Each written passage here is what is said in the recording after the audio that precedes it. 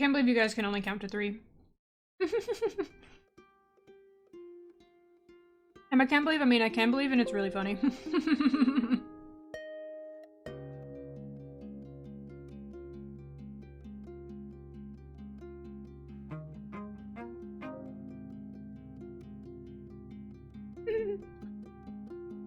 Freak, wow, wow, wow. Hi, hi, hi. Hi, Ether, hi, Bree. It was us. It's at least 3 streams, at least. Weasels. Guys, stop making out in chat.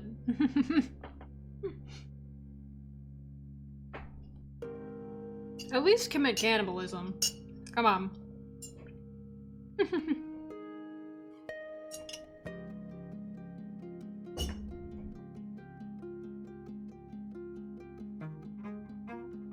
Okay, yay. I'm gonna finish coloring this picture of Yonling that I was working on. There's a lot of blood involved, which is why it's in the title. But That's what I was doing yesterday that I stayed up way too late to work on. and then I'm going to work on the sketch commission, maybe. I don't know how long I'm gonna be here because I'm tired. It's been a long week. And also I have to finish rereading my D&D notes for tomorrow. Smiles.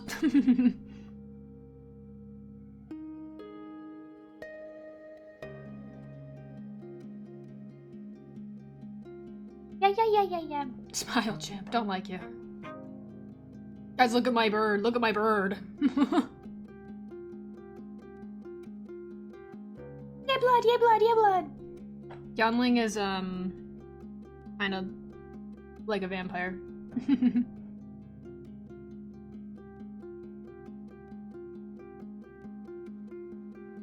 No. I know, right? Big fan of blood.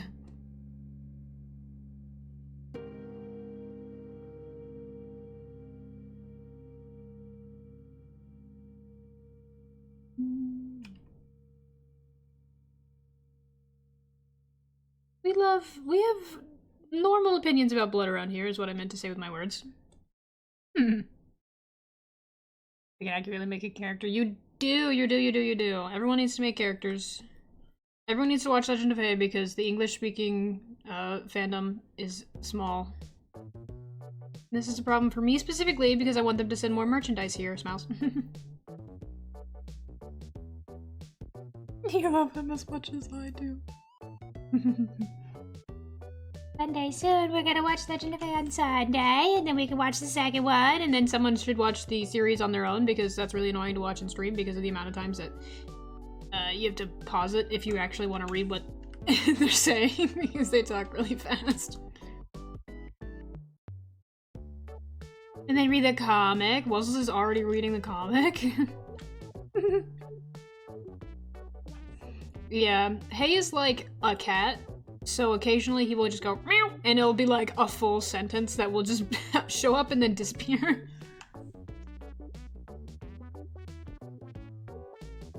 I need more. Now you have to suffer like we do.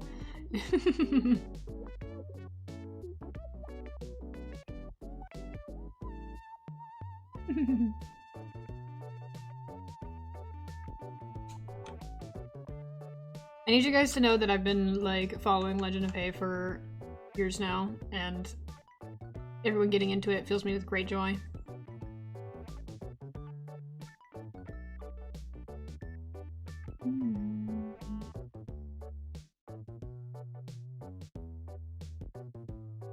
A baby... like a bird? Another bird? Everybody's making birds?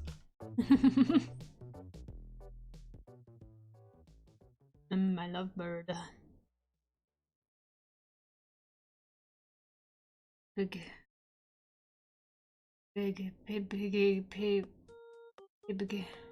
Everyone make more birds. I love bird. This will be on the quiz.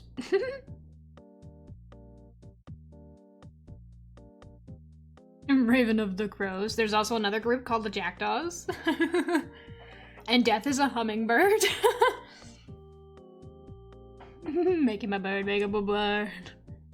I kind of want to put make Yanling a like Crow's universe character, just because whenever I make OCs for something, if I get really attached to them, I find ways to stick them into the Crow's world.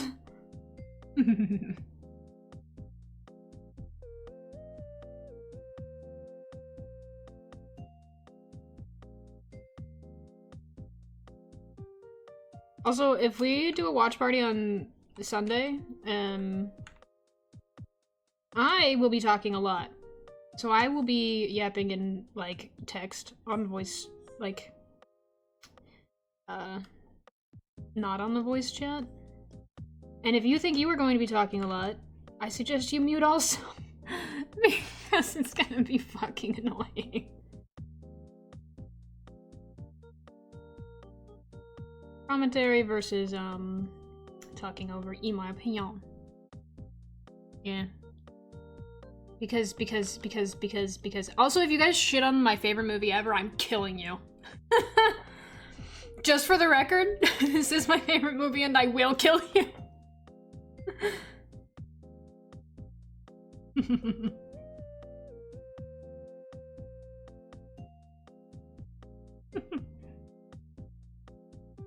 Should kill people better than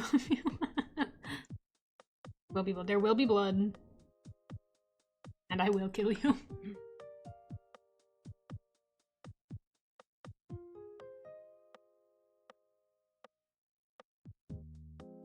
I would never. I feel like critiquing something is different, by the way. If you're like, XYZ doesn't make sense, that's fine, I don't care. But if you insult my son, I have to kill you. Just for the record.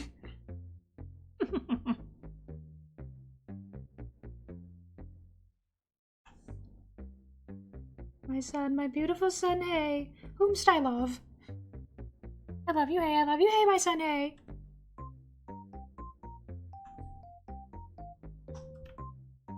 Also, most of the in-universe lore and shit I can explain because I know everything.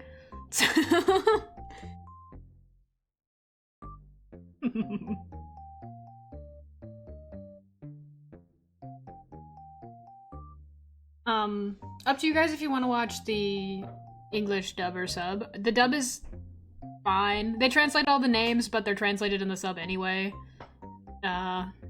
Unfortunately. Not in the second movie, though. Some of the English voice actors are really good. All of the English voice acting cast is also, like, all Asian or Asian American, which is very impressive. Because that's not a very common thing, so I think they all did a very good job. Hayes is, like, the only one that's a little grating, but you kinda get over it. It's the classic, adult woman voice acting with a small child. You know, that they do in anime.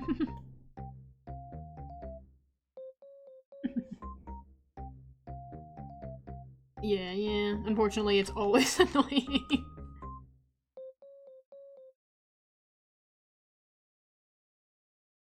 Usually prefer subs over dubs. Yeah, most people do. To be fair, that's not an uncommon take. I've always watched both because I struggle with reading quickly, so watch both and compare.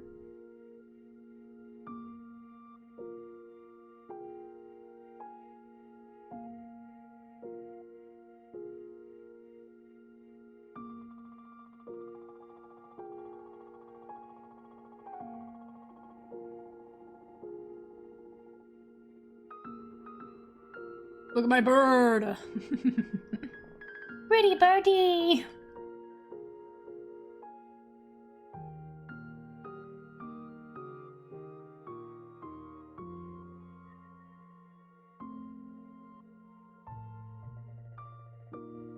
Normally watch sub first, when it comes up and dub later. Yeah, I also watch the sub first because usually, to be fair, the sub is usually kind of worse. So if you don't start with the dub, then the sub doesn't seem as bad. I will admit that the sub voice actors are usually not as good. Like, I will admit that. Which is why I start with subbed. Or sorry, dubbed. Because the English voice actors just aren't the original voice actors, right? So if you get used to the English voice actors first, then it doesn't seem as bad.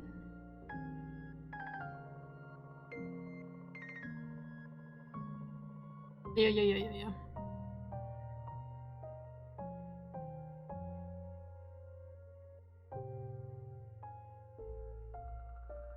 I'm gonna figure out how dark I want these shadows to be.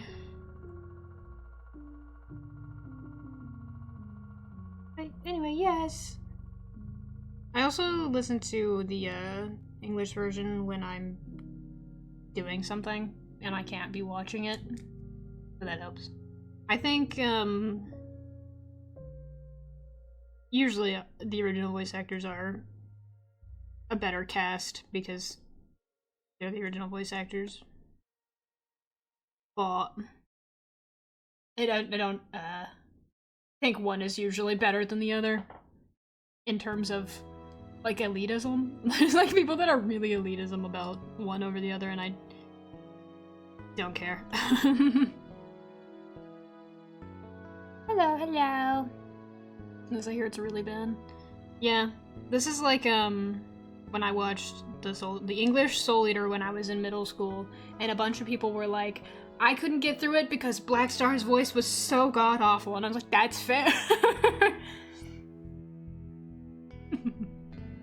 Oh yeah, Brie, I forgot that you hang out in the closet. Ow. Your little work closet. I have my mason jar full of tea.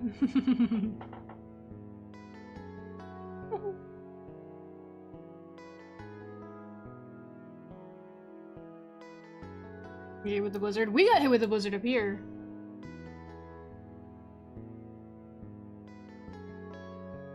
Up. Me very up. Blizzard was very cold. He looks so good with his flat colors. The shading is so dynamic, but oh, his colors are so pretty.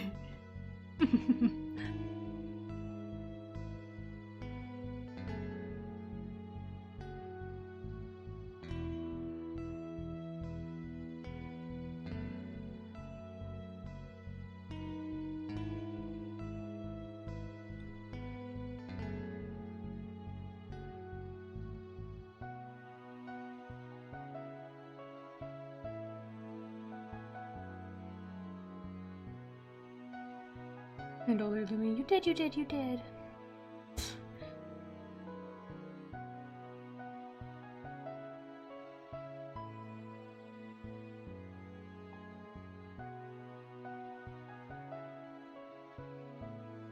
Why don't we not talk about where we live, actually?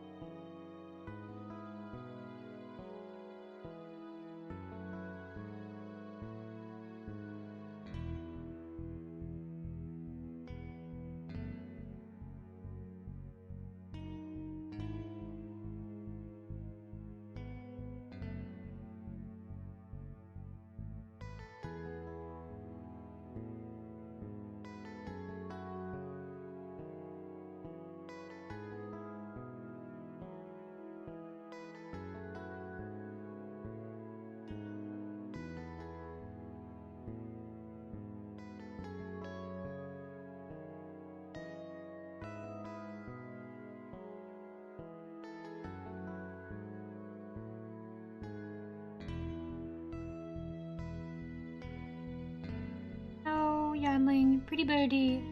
So pretty.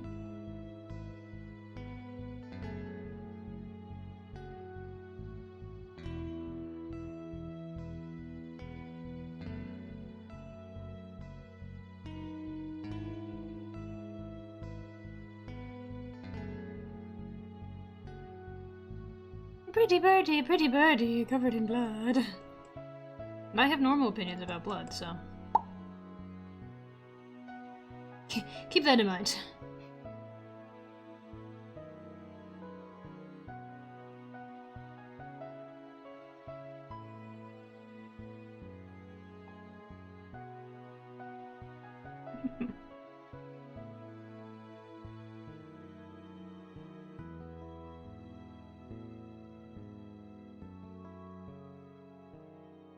Pig scores at animals drink their blood.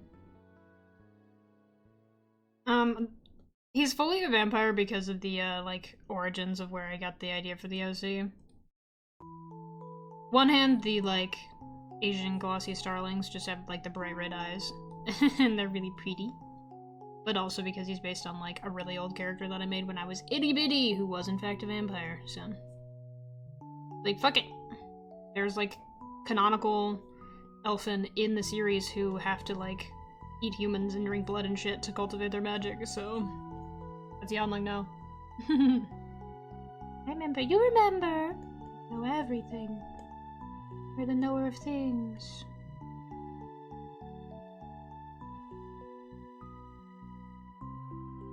The Yanling is very much like a... what's the word?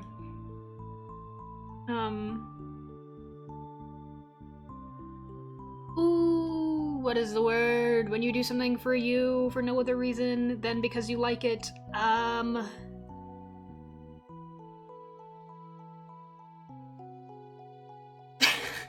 I don't know.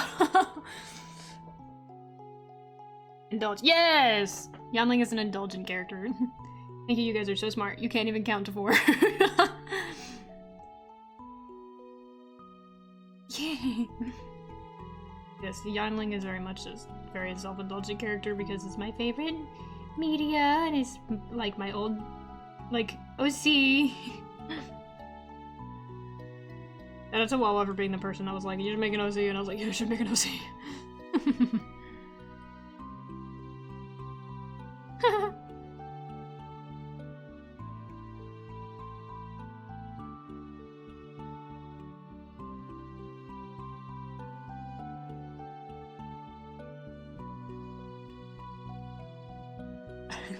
Vast dictionary, not a calculator.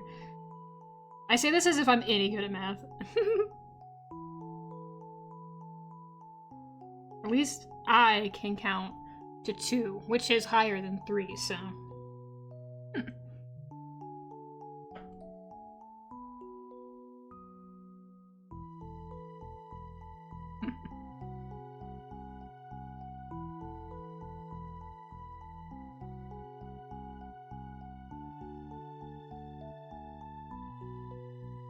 Artists, of course, we gotta do math. Yeah.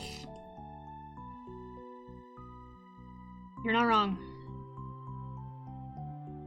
Me when I try to start a D&D group, we're playing tomorrow. Me when I try to start a D&D group and every single one of them roll their stats and go, oh man, I suck at math. Literally every one of them had the same comment.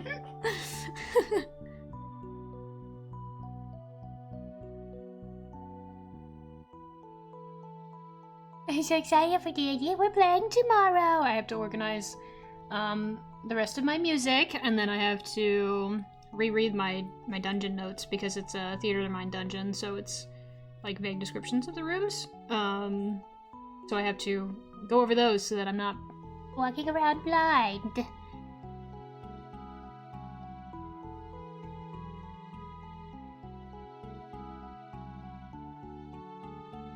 D&Ds are so much fun, I miss it. I haven't played regularly. I have a campaign that's going on, but we don't play like often. But I haven't played regularly in a couple years. But I used to play consistently 2 or 3 times a month for like 3 years. I used to be such a good DM, dude. I've gotten so rusty. It's so much harder now.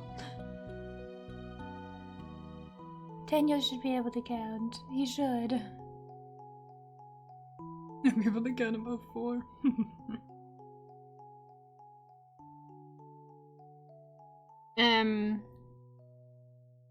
Also important for our D&D game, Why Look at You. This is one of my, like, oldest campaigns that I've done. Technically not the oldest, but it's up there. So it's a little, expect it to be a little dranky. Used D&D regular with my ex and some of our high school friends. Yeah. Planning when you're an adult is hard. I prefer playing in person, but that's become kind of impossible. The only reason I played consistently for like 3 years is because I played with my roommates. There was 4 of us, so...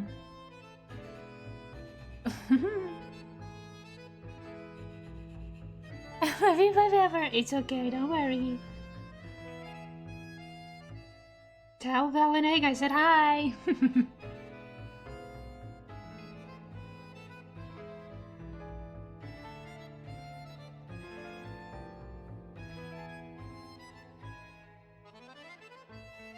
Oops. I'm watching. If only he could hear me.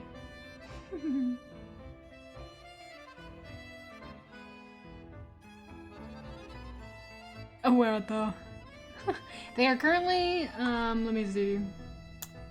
Yep, they are currently in our D&D server in voice channel.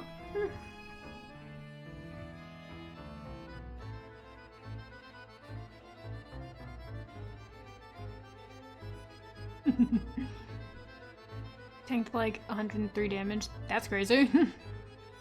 My lord, immediately got shot in the throat! My lord.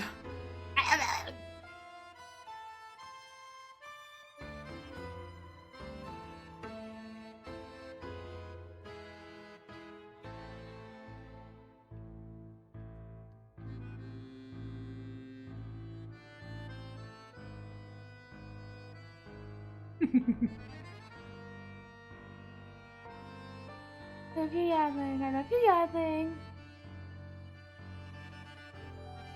Yeah, this campaign we're playing has some of my, like, proudest moments as a DM. Obviously, I can't, like, guarantee how they'll turn out with different players, but some of the story hooks are really good, and I hope it goes well, I suppose.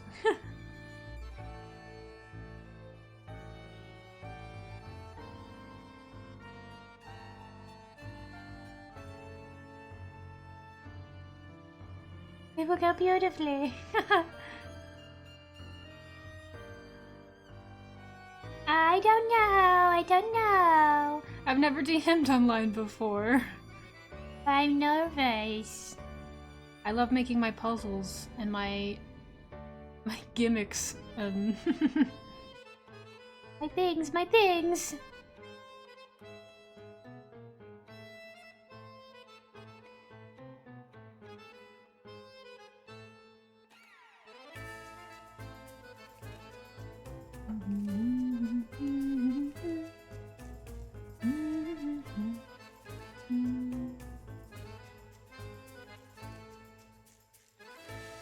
At a ranger character? Oh, L. Absolutely appreciate an anime from the other end of the map. I'm sorry you played a ranger. Wow, my condolences.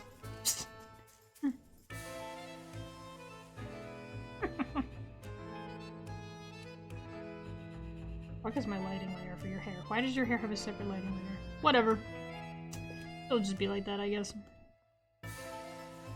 First time being a ranger too. Ranger of the Swarm is kind of fun because then you can Pied Piper shit.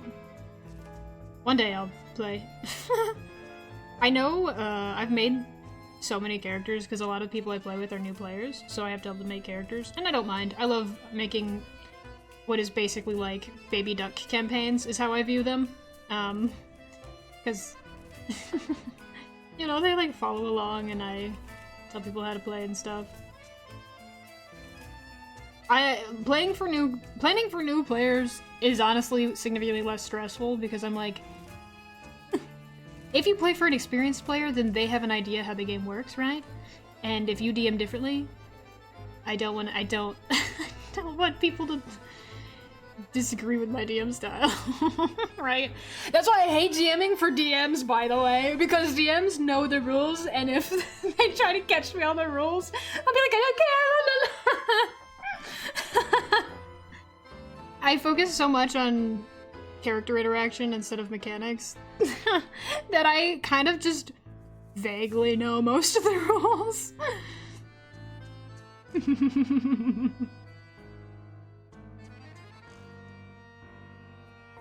That's real though.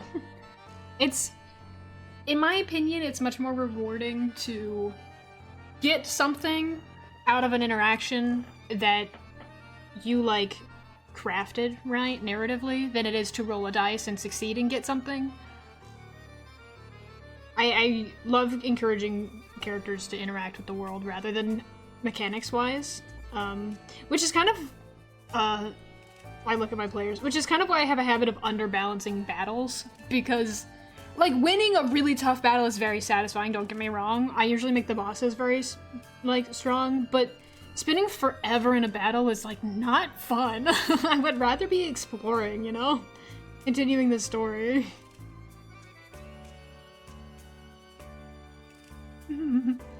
Love character interactions. We do.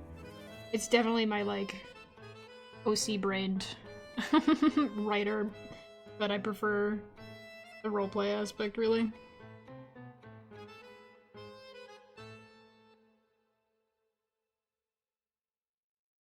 I like when I can hit twice. Fighters only, really. Get a second wind.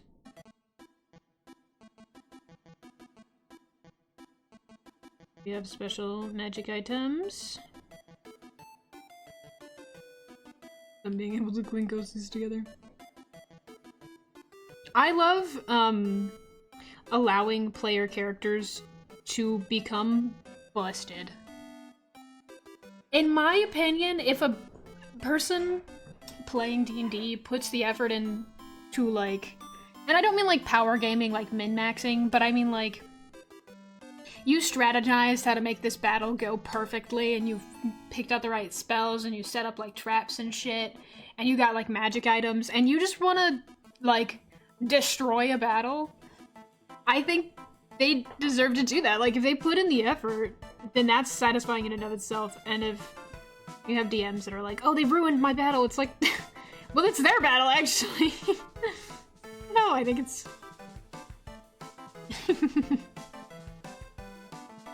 there's... I have a very lenient DM style, I guess.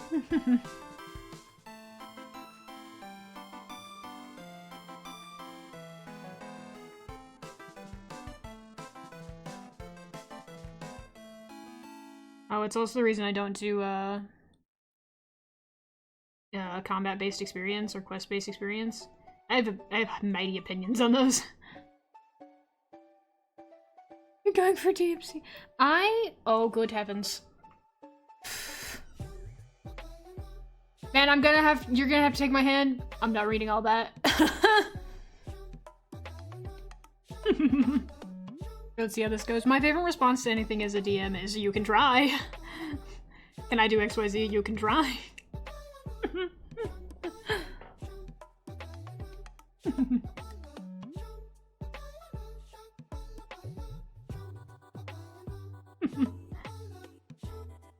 Because sometimes it means probably not, and sometimes it's like, you should be able to, but...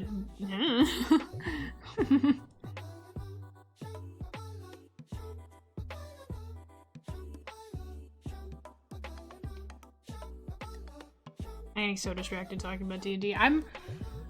The other game I'm playing, or DMing, I love DMing. Smells. I do actually like DMing, but I am a forever DM.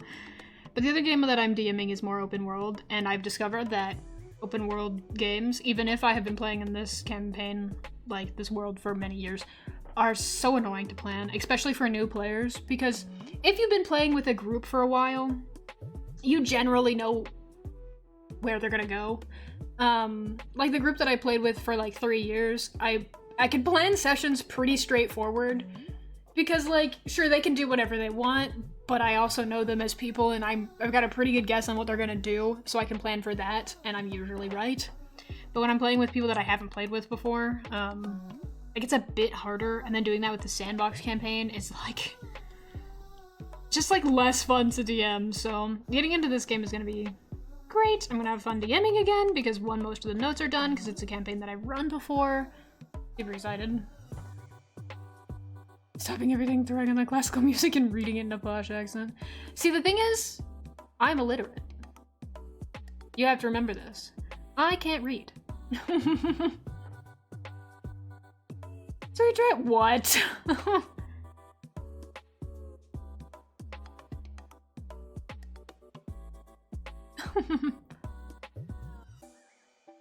Hope you have so much fun dealing with your 3 rats not following directions. He's best with the short messages he's getting out. Yeah, and usually I will read those wrongs too.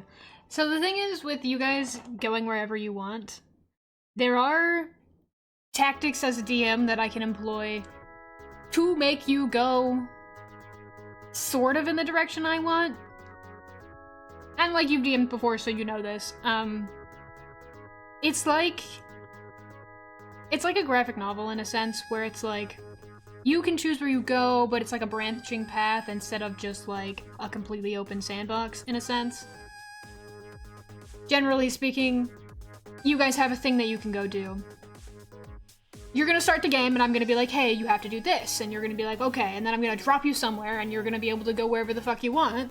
However, you need to look for this thing to continue the thing that you're doing, because the thing that you're doing is tied to you as characters, so I both have to give you guys a character motivation to follow the thing that you want, that I want you to, rather, and also give you, at times, no other choice. Stakes is usually the best way to, keep characters invested while not forcing them to do something. Stake, Like, if you don't do XYZ, then this will happen. And sure, you could let that happen, but that's why you as a DM should make the thing that is gonna happen tied to the characters in some sense, because they don't want that to happen. This is why a lot of things is like, do XYZ or the world ends, because no matter who you are, that would suck bad because I live there. It's usually a pretty good go-to.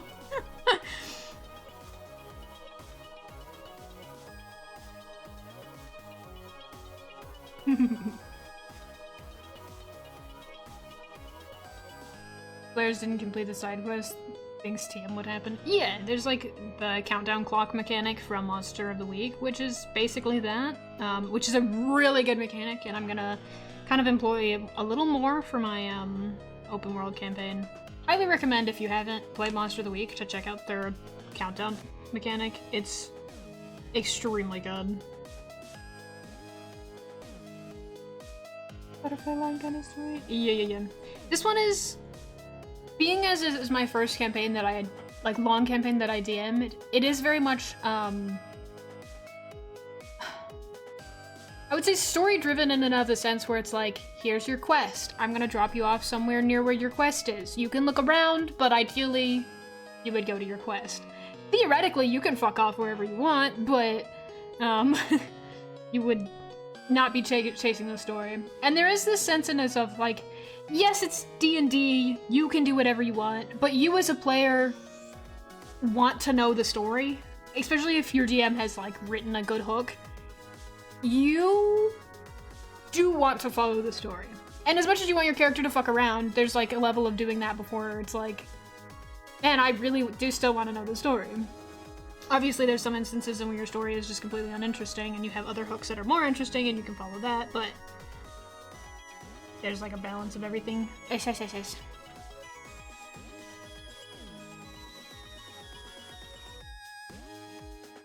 I love game design, and I like that D&D has such a loose version of what game design is. I love D&D. I love D&D. I like DMing because I like giving people like puzzle pieces, blank puzzle pieces really, to set up a story their way. Like, I'm telling the story, sure, but it's kind of a choose your own adventure situation, and like I get to see people react to things that, one, like have happened, but more importantly that they influenced. It's like, could you have, would this have kind of situations that really make that kind of stuff stand out and be engaging as players, and I love to see the reaction to that kind of thing.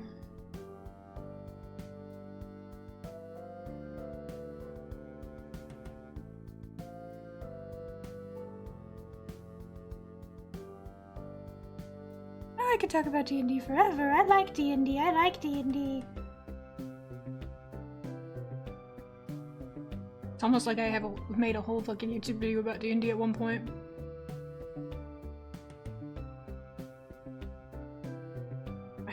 D&D versions.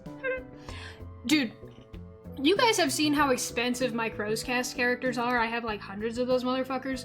I barely talk about my D&D NPCs. Like, I've shown them a few times. I think I've shown you guys like Joseph before. There's like so many of them, and I very rarely like post about them and shit.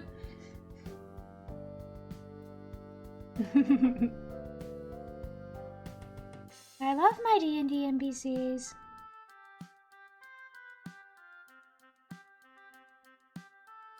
I love my D&D NPCs and I'm not afraid to kill them. Whoop whoop whoop.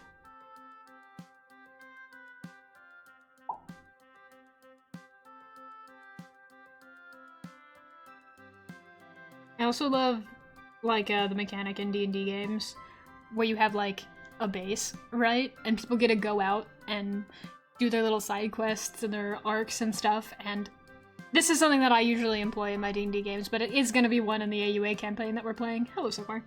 Where if you're out on an arc and you meet an NPC that you particularly like, you can basically recruit them for your base, and it's such a fun mechanic because it's like, you make so many NPCs for arcs and stuff, but if there's one of them that your players specifically like, then they can choose to include them in further arcs, and it's really fun because it feels like they really affect the way the core setting of the game, the base, works.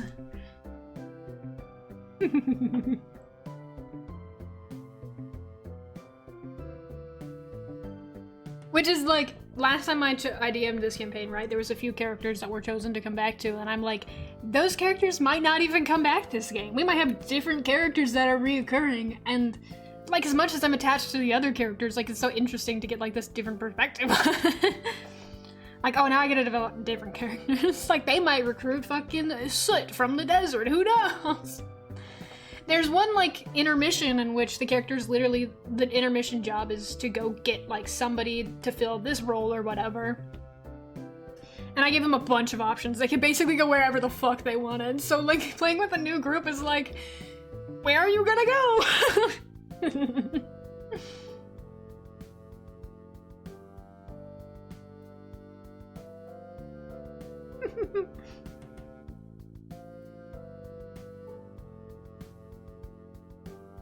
I'm very excited for D&D. I need to look through my physical notes, because when I first started this campaign, I did a lot of physical notes. So I have to look through those and see if I can find some of the maps and stuff that I used to have.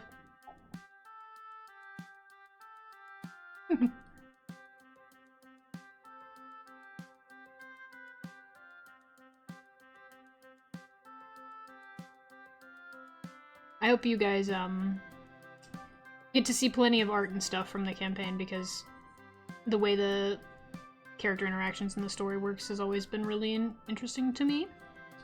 So I hope you will get enrichment, I guess. You will get to see.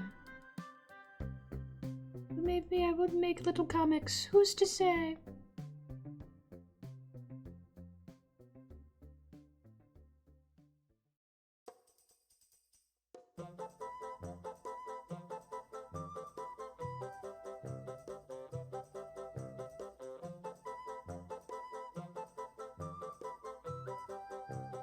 What's up? We're talking about D&D while I'm drawing my Legend of Hay character.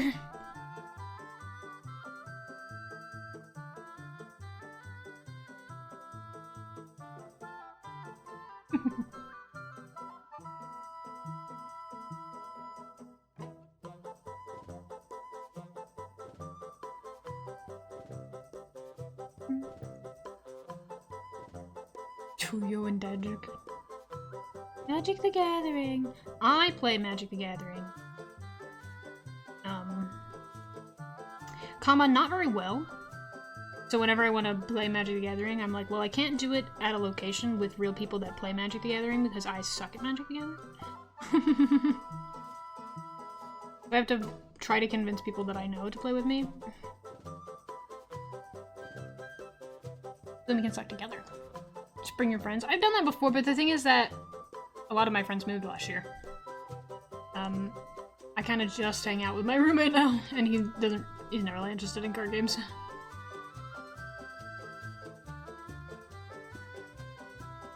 Kidnap him. Ah.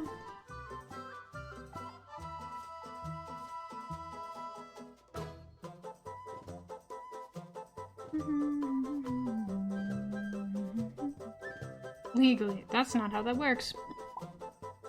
You learn card game. You could learn Magic the Gathering. Unfortunately, my favorite Magic the Gathering version is Commander, which requires at least 3 people. I think Rooster would play, but I don't think he cares. I'm not gonna make him play it just to satiate me if he doesn't actually care.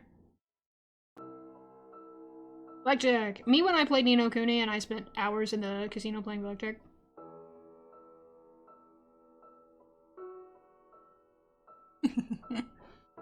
Heard there was blood in here. Yeah, I'm drawing my pretty birdie.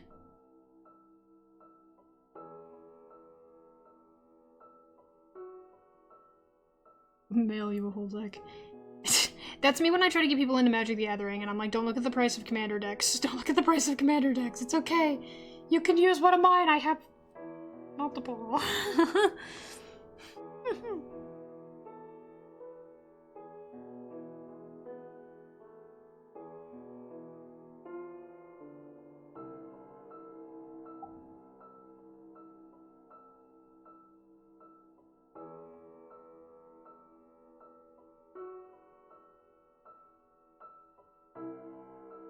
Perhaps.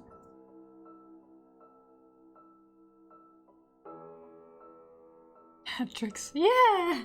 You pull a rabbit out of his hat.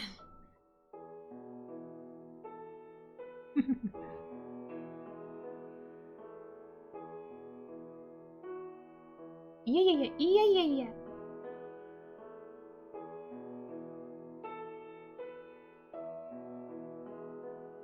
Two banner decks you can buy in full. There are, and they usually require editing because they're not great. And they're also like $80 at minimum.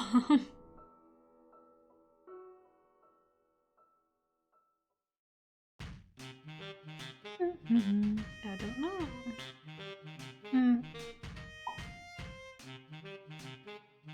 Y'all may be working on mine. Eek! I have the sketch done, I just need to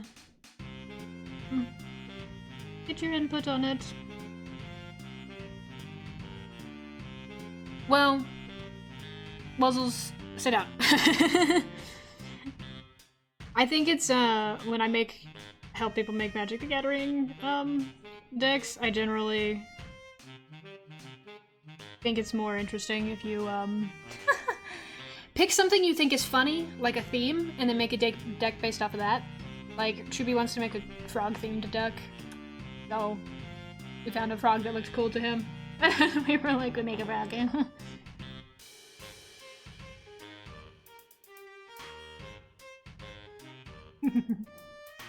Oh, there's Miku. You would probably like Neon Dynasty. Their card sets are really pretty.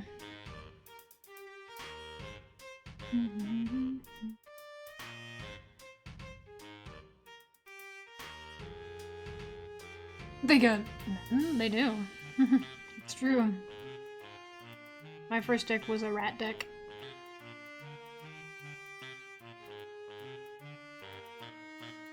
Anything if not most of the rest of the stream. Feel free to just go up on. Okay. I mean, I can show you the sketch that I have now. I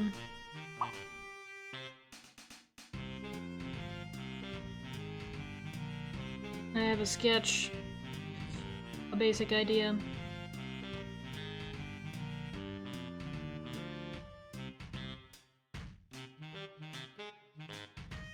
There she is. This is my idea. Yeah. It's not very clean because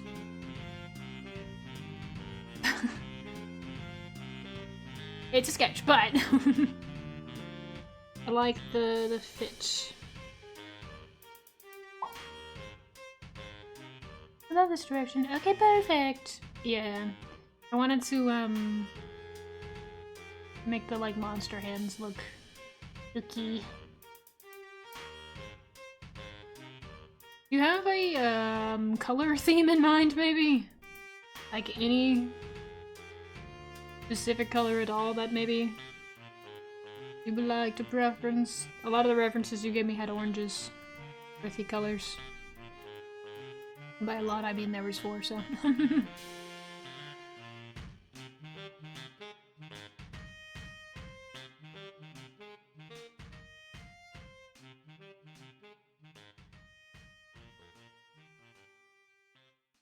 Okay. Cool. Less blue, no blue. No blue. Understood. Okay. I'll do that when I'm done with this. I'll do the, turn around in colors, maybe.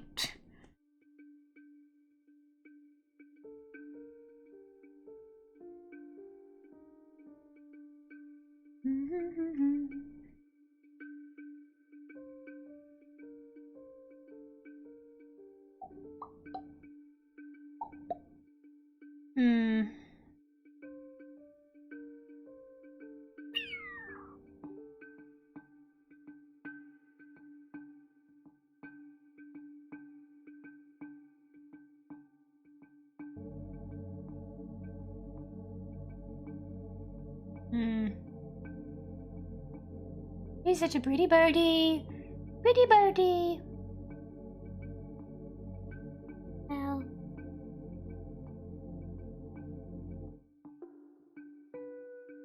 Iridescent. Love you on your I like the eyes on this one. I think they turned out very nice. Nice.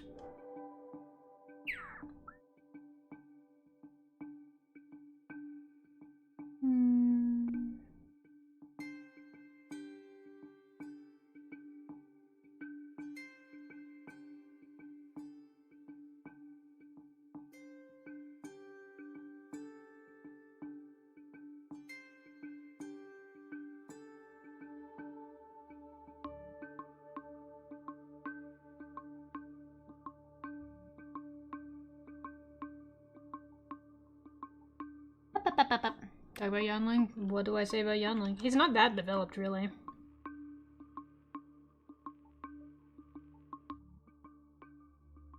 He's making friends in the woods. I can show you his spirit form. He bird. He turns into this because he is bird. Bird, bird, bird. Bird, but if it was like a dog. Oopie bird, yes bird. He's bird because I like birds. If you could not tell. This is his mentor. The guy who trained him. He doesn't have very good magic. But he's an instrument type. I haven't decided the extent of that because he's primarily more focused on martial arts and actual weapons training. So that's this guy. And then Yanling took over his dojo when he theoretically his master retired. So now Yanling runs the dojo. Yanling hates this because Yanling loves to avoid his responsibilities and not do that. He just wants to fuck around.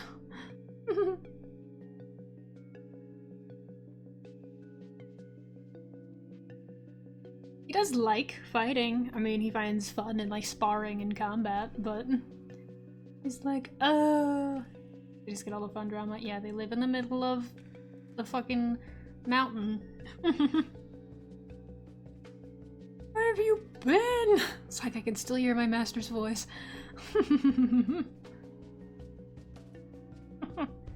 He's not really allowed to go in super, like populated human areas without basically an escort because he's technically like a vampire sort.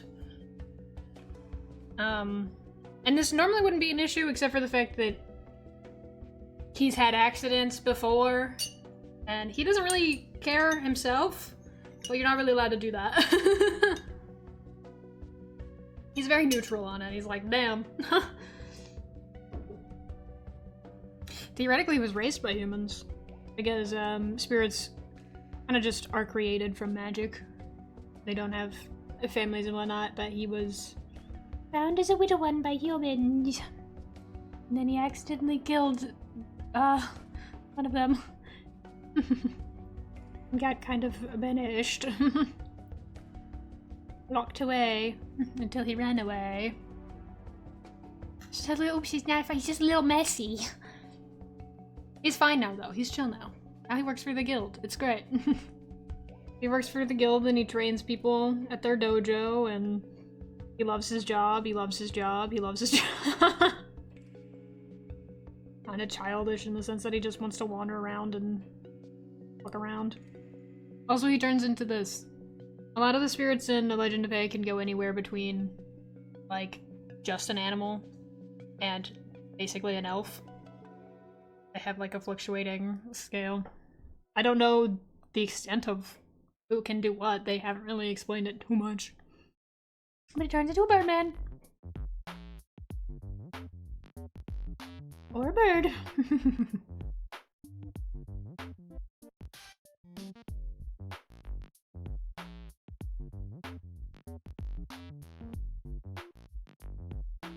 He loves his job. He loves his job.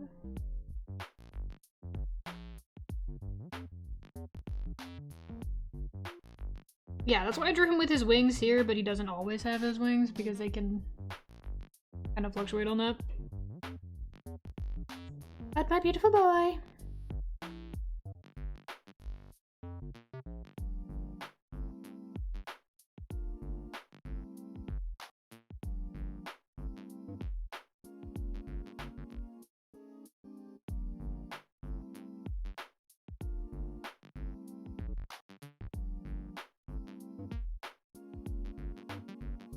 Green. Oh yeah, he's a wood type. So most of the elfin have like elemental types.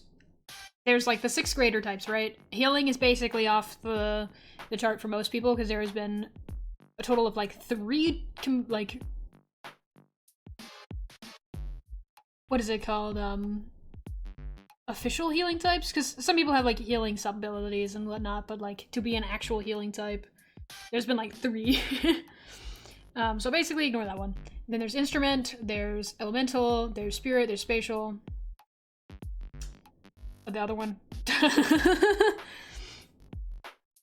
But there's a few characters that we've seen throughout the series that have an element and a secondary ability. I think Yanling just has the element ability because he's not very well versed in magic anyway, so if he had a different ability, he wouldn't how to use it. His master's not very good with magic, so he didn't get very good with it either. But he's a wood type, because the elements are based off of, like, the Chinese element system, so there's wood, metal, fire, water, earth. His wood, which is why he has his his, wooden sparring sword, because he can basically manipulate it and shit.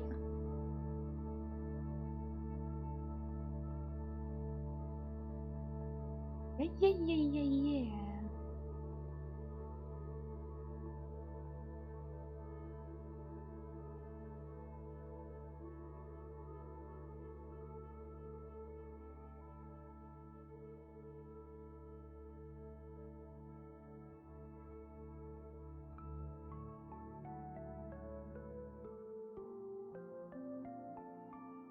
Or blue now.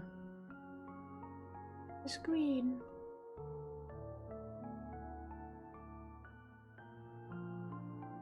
Fiddling with his colors.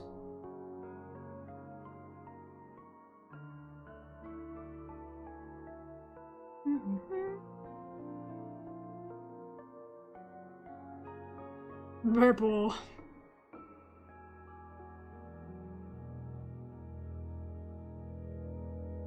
Wow. Purple. Purple now. Whirlpool. I'm a big fan of Whirlpool.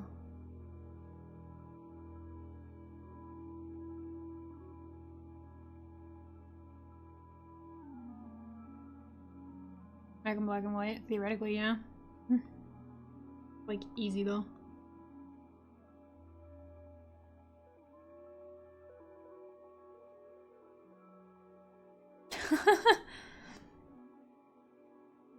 There you go. Look at him. Order. I forget why. That's new. What's new? Where am I? Oida.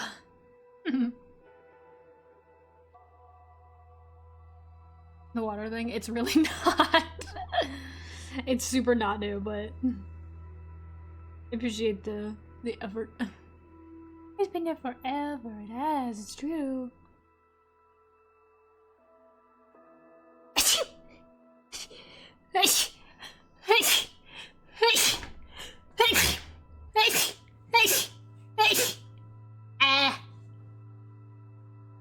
Buh. Lucy, thank you. I may die.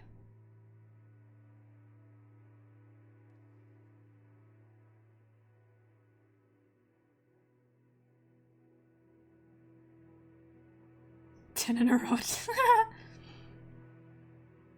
Only get up to 3. You can only count to 3? How did you count to 10?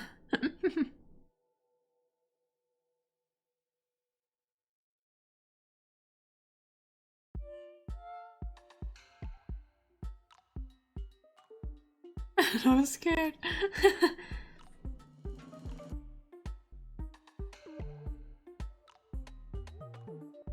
Fun.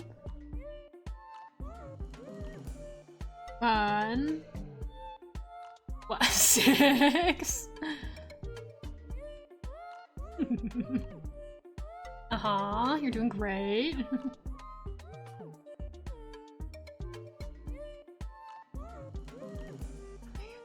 I have Count Dracula. Me too, man. Hey. You guys are doing amazing. You guys are gonna be so good at D&D.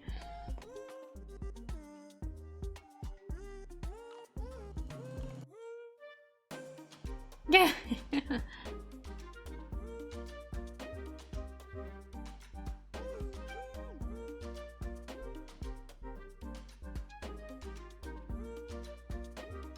Counting the dice or whatever the fuck. Yeah, that's how it works.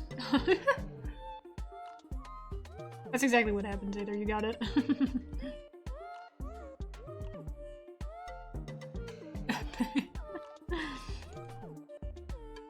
You're so smart. You're so smart.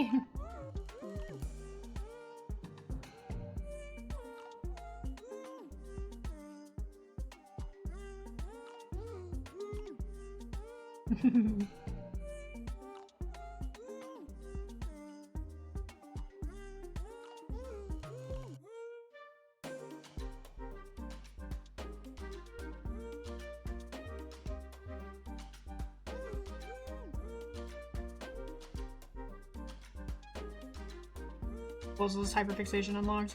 Deadlock.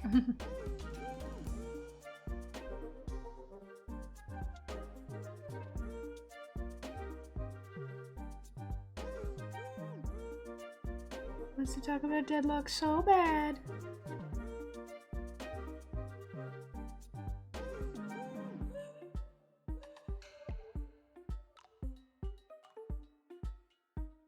I like looking up Deadlock ship art. Smiles.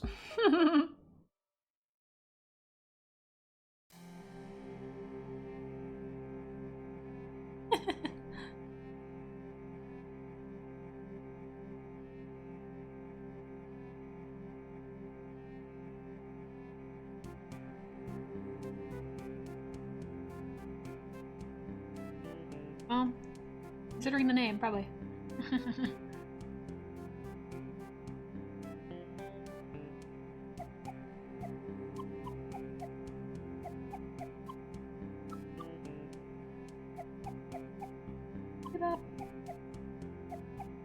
Bebop and Rocksteady.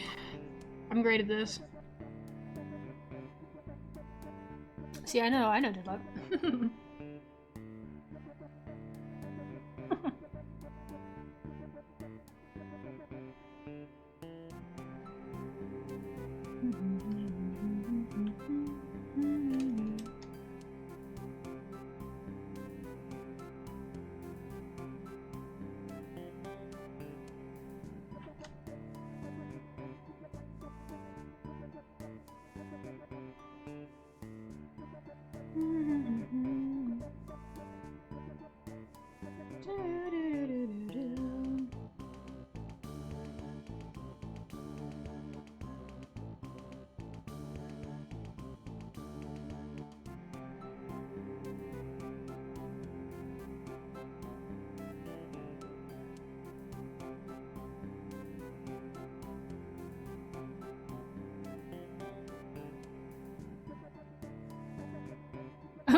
Aether.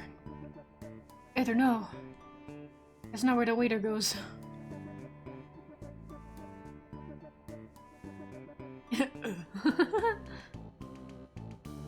Aether, you silly fool.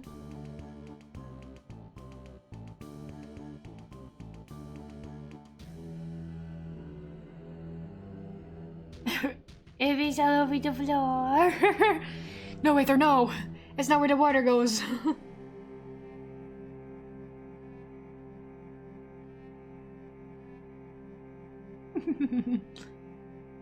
You do not live in a pool.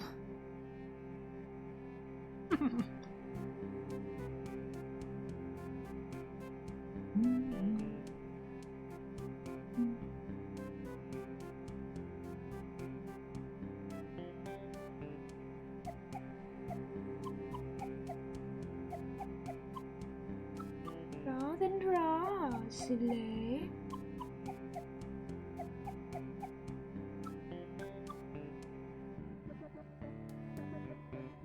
Do do do. Do do do do do. Guys, look at his big puppy eyes. Really? Can you blame him for whatever he's done? I don't think so. Amigo puppy eyes.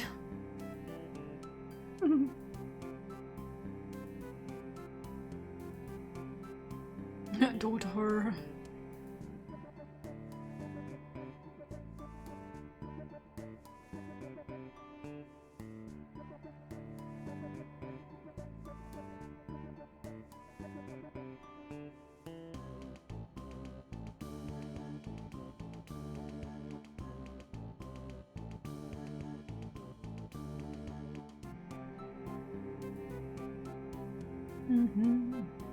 Oopie.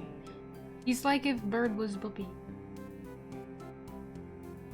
Mostly finish this. I'm gonna leave it as it is.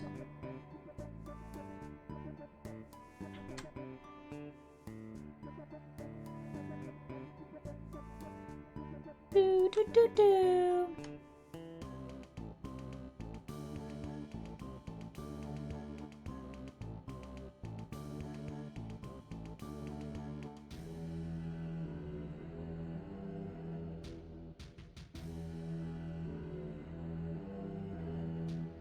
Ah, Findo. I love you, Findo. It's a beautiful Findo.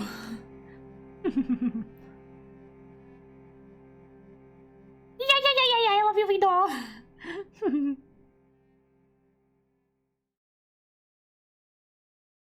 I love you, Findo. Why do you suck so bad? Pathetic little freak.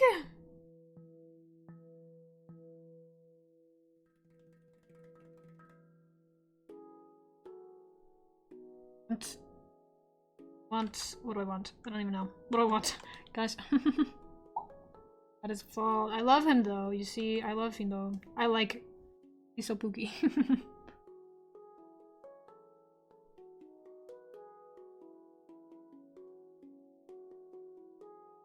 Black color background does look good, but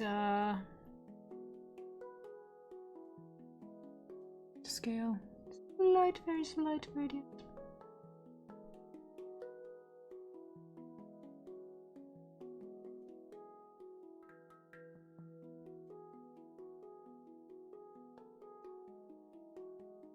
Just because he's...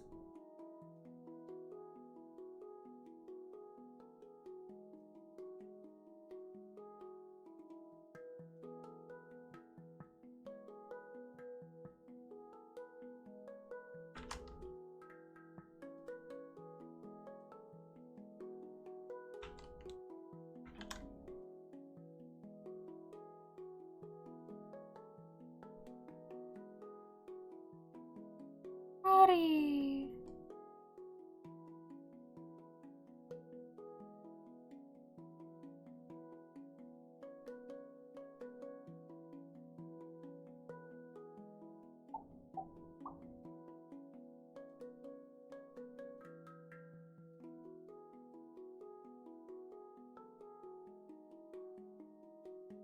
Deuter.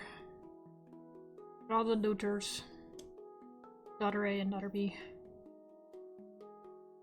Daughter A.2, daughter A.3.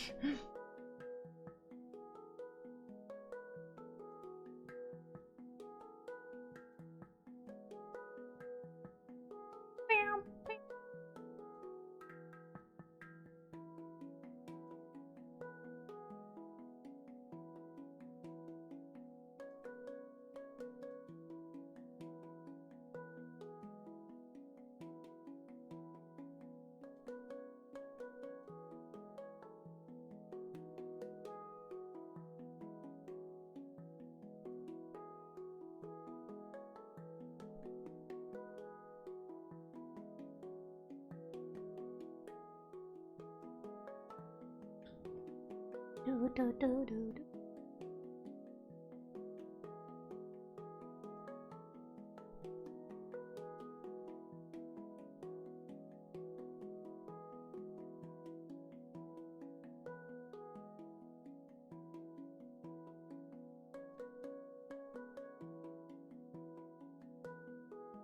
The jump. The jump that Neptune was shit talking.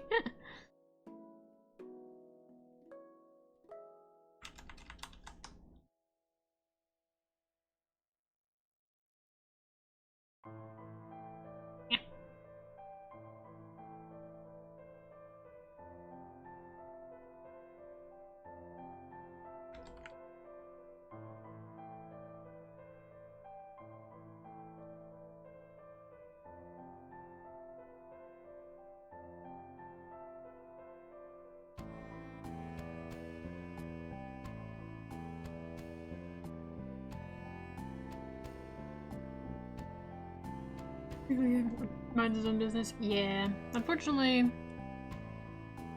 Neptune doesn't. And he's judgy to everyone all the time. So.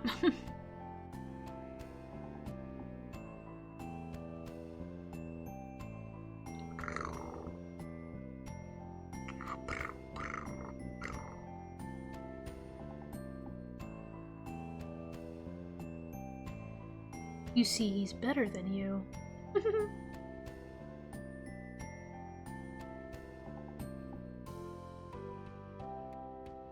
Aether, you should make a Crow's Cast version of Aether so that they can beef with Neptune.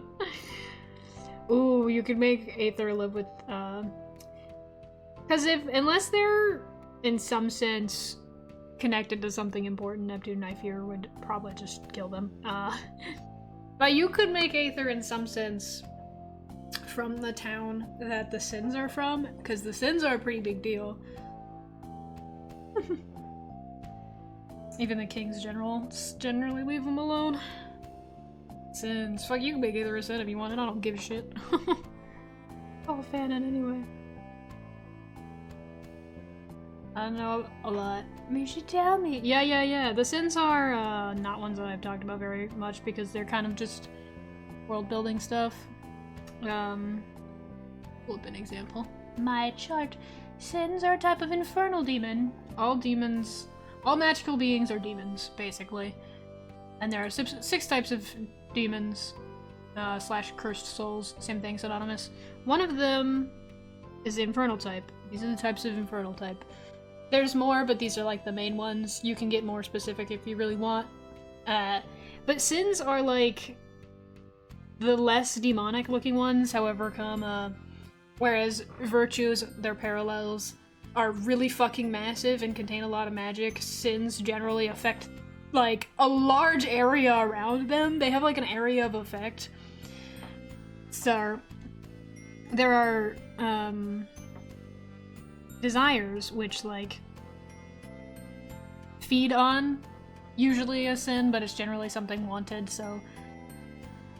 Like, Inky has explained before, he's like, well, someone can summon a desire with any want. It doesn't have to be, like, one of the sins or whatever.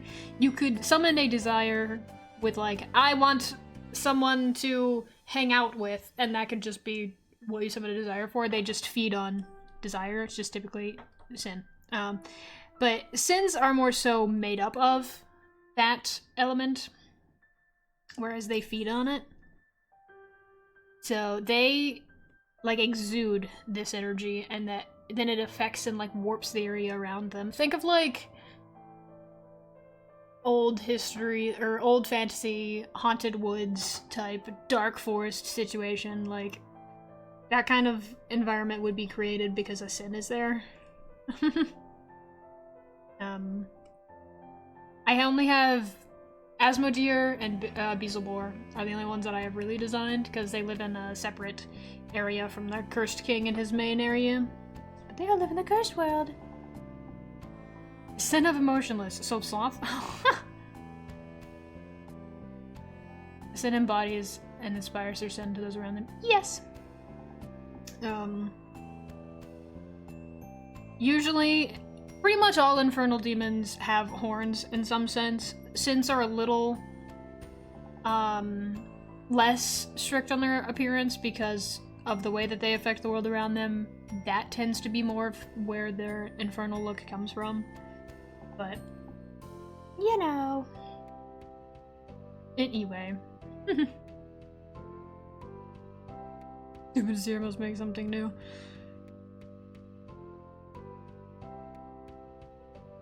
Sins, like virtues, are very rare because they're kind of amongst the stronger form of infernal demons. Because immediately thought of desire for freedom.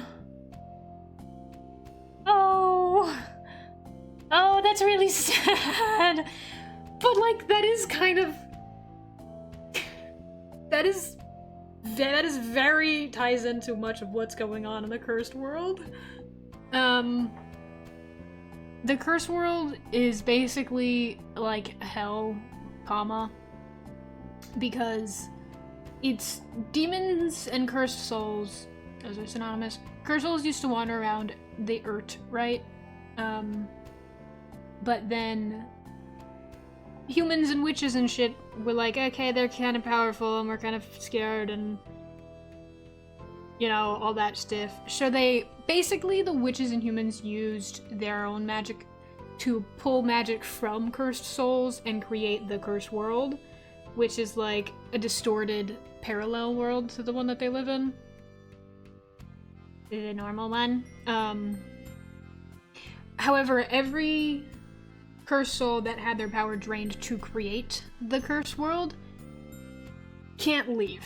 There are portals and there are ways to get between cursed worlds, and the keepers specifically mediate checkpoints to go from one to the other because they're not just gonna let like human eating like undead or something through. But if you're like just coming to the human world because you want to leave the cursed world, that's fine. However, if you're one of those old, more ancient creatures, you can't leave because you are bound to the cursed world. And if any of you know who the Cursed King is, he can't leave. That's why his goal, I won't say much more aside from this, his goal is to basically liberate the cursed world and essentially merge their version of hell with the mortal plane. So keepers are like, we can't let that happen. But the king is like, my people are trapped here. So that's kind of what Keeping Crows is about, if you didn't know that. Monster of the Week style. People working for the king. All of the generals under the king aren't bound to the cursed world. So they come and go. However, the ones that look less human are restricted on what they can do in the human world because, one, keepers are like, we have to maintain balance between the magic and the mundane.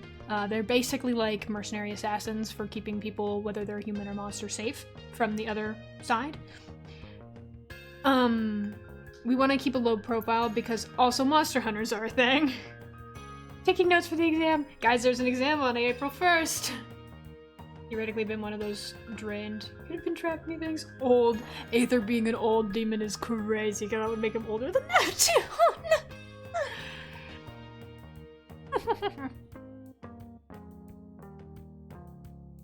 Mari's in the Cursed World. Mari has Keeping Crows version.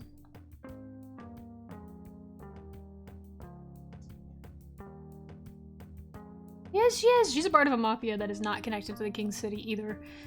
The Curse King rules most of the Curse World, as he is the king.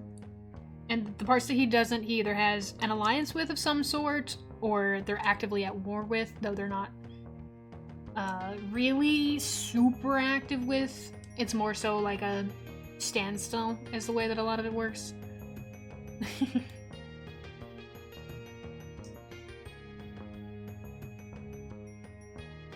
Like what? Want to do what you want. I feel like it's a very old desire. Freedom, yeah.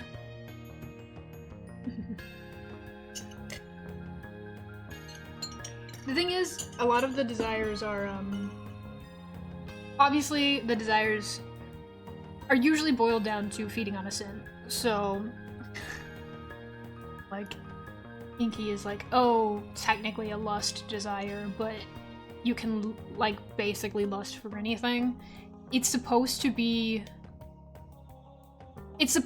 to, on the outside, look bad, but be translated differently. You know what I mean? Like, they're demons and they're evil, except not really if you think about it, because he's like, oh, I'm a lust demon. But, like, desires are also the only ones who can dreamwalk, fun fact. And he's like, I'm technically a lust demon, but you can lust for, like, literally anything. It doesn't have to be literal, like, sexuality or whatever. It's like, you can, it's just a want, right? For something for you, and that's not inherently bad. But he gets a lot of shit for that. Inky is also half demon, so. Lust demon! Ooh, lust for celibacy. Asexual lust demon. I mean, Inky has explained that he's literally been summoned by people who are asexual before. He's like, I mean, I don't care. He's like, you can summon me and I'll cook for you. Desire demons are also, they're not the only ones, but they are the primary ones that hold contracts that bring you to the human world. Because, there are, like, portals that show up. They're like waygates that can connect the two worlds. Or you can decide to tie yourself / your soul to a summoning circle, which is how a lot of demons go to and from the human world. Usually devils do this. Devils are more in charge of tying souls to things. They're the ones that make those, like, soul binding deals. That's primarily what a devil's deal is. They can usually interact with souls more directly than other types of demons. So desires will make these soul contracts to tie themselves to a summoning circle, and then it's basically like a job, but then they can go to the human world whenever. And the thing about contracts is, what happens is, when you make a contract, when you fulfill that contract, you become stronger, which is why a lot of them do them.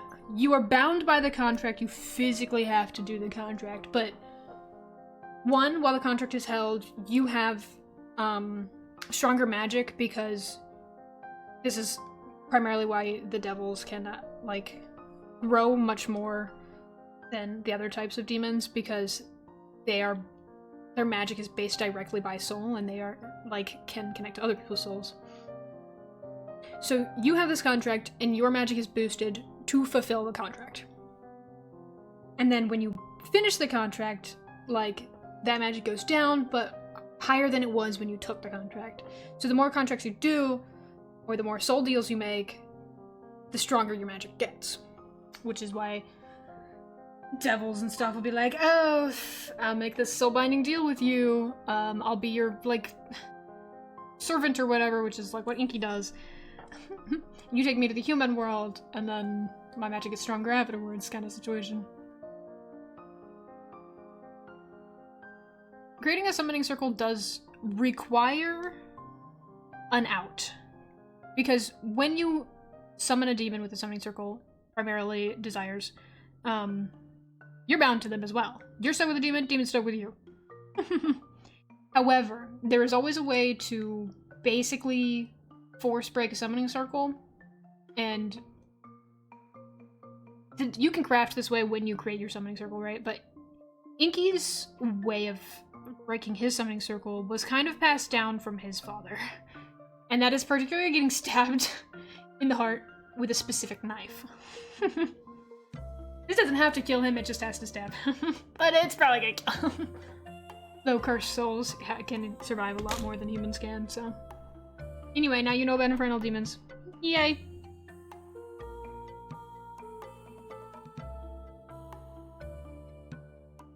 A lot of fine print and loopholes. He's a liar and a con artist. Yay! I love that for him. I mean, that's the game, right? That's the game of it. Tricking people for the sake of tricking them.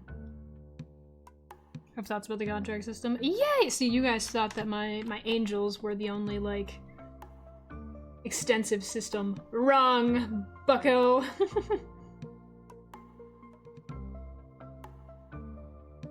So the angels are their own homebrew kind of world building too, but I've thought about this too. I love my world building. Can you tell I like to be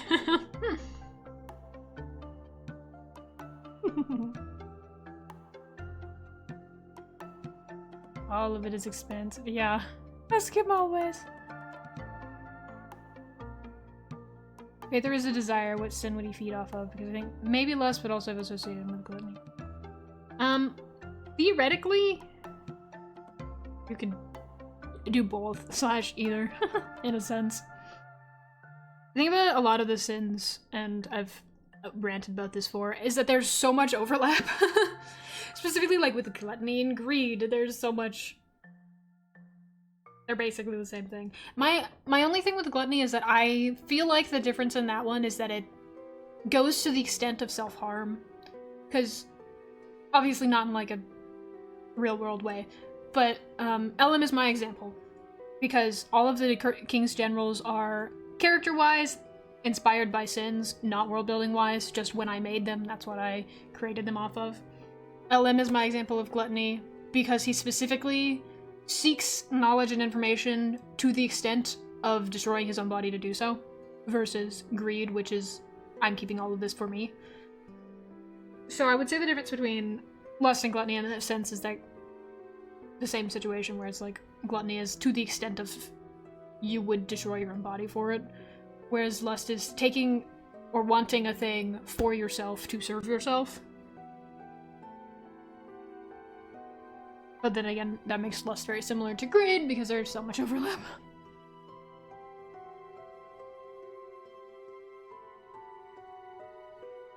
It's a good LM quote. The idea of making Pukai a devil. His most recent contract is to protect and raise Lumi. That's really cute! He's so dad.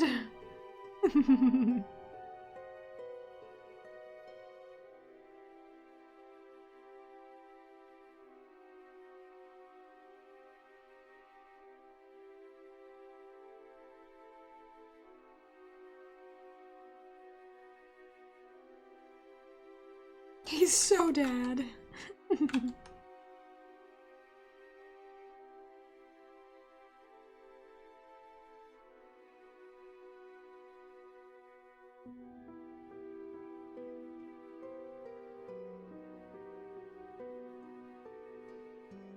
I'm not to ensure his freedom. Hey, okay. Yeah, I think you could swing either. I think he's... From what I know about Aether, I think he would swing more towards gluttony in the sense of he would take that fall to get it. And I think lust more is about serving oneself, and that seems less his deal. Oh, contract worked with half infernals. Same way. The thing with half infernals is that they just generally have less magic to begin with, but Inky, who I was using as an example for contracts, Inky is half infernal. The thing is that most of the time, when it comes to creating soul contracts, you need to do so through a devil, because they are almost always the ones that have magic linked to the soul, versus other forms of magic, usually based on your personality and whatnot. Like, they're based on... Magic comes from your soul when you're a cursed soul in general, because their souls are made of magic, but devils are the ones that can more directly contact the soul. So a lot of desires will create summoning circle soul contracts through devils, and then will use their contract to tie themselves to a summoning circle. And then the summoning circle is like you filling out parts of your contract, creating new contracts, subcontracts per contract. It's confusing, but I swear it makes sense. Like in the fall, yeah.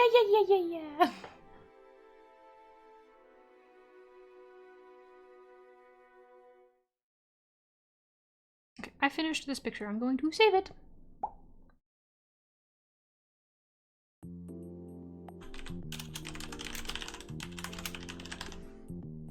There we go.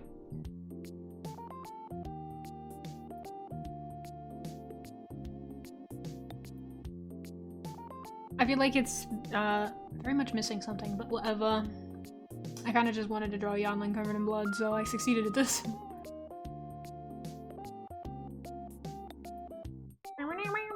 This reminds me of that picture of Neptune that I did. Have you guys seen the picture of Neptune covered in blood?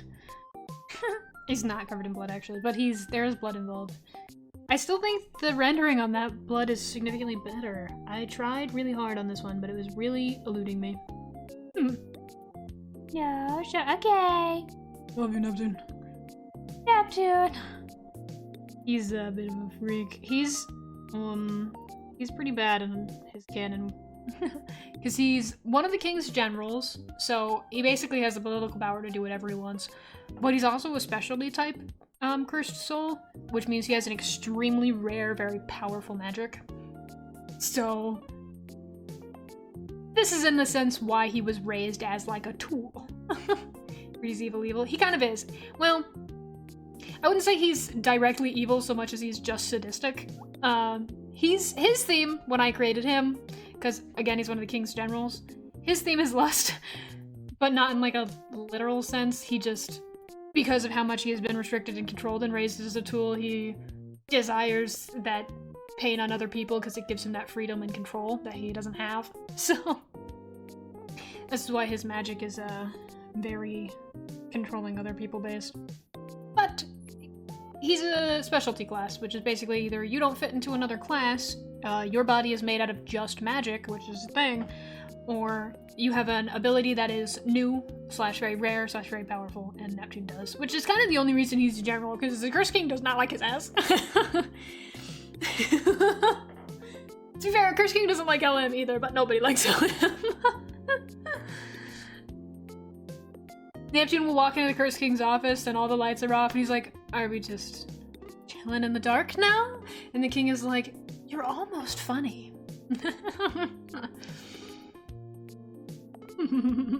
They're just like kind of sass each other, except for the fact that Neptune knows if he goes too far or even a little bit steps on the king's toes in an offensive way, like he's fucked. So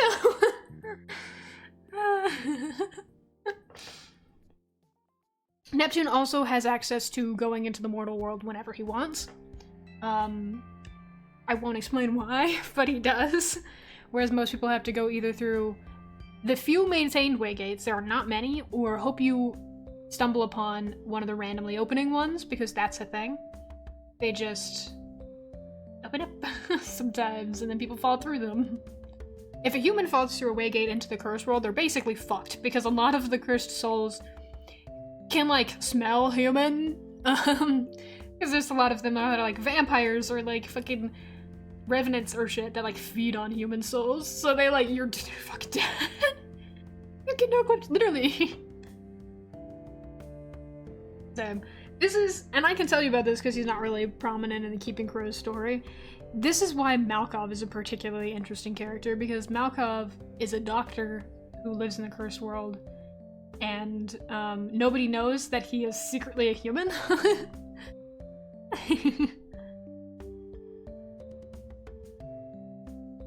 I love Malkov, he's one of my favorites. This is Neptune's little assistant that he kind of stole from Grimoire, which is the war general. Alec. He loves to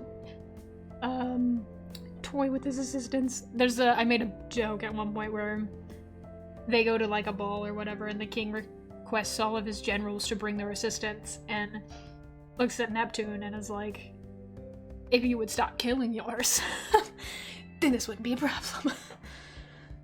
Neptune is like, it's not my fault, my bad. I forget how easily they break, right? What can I say?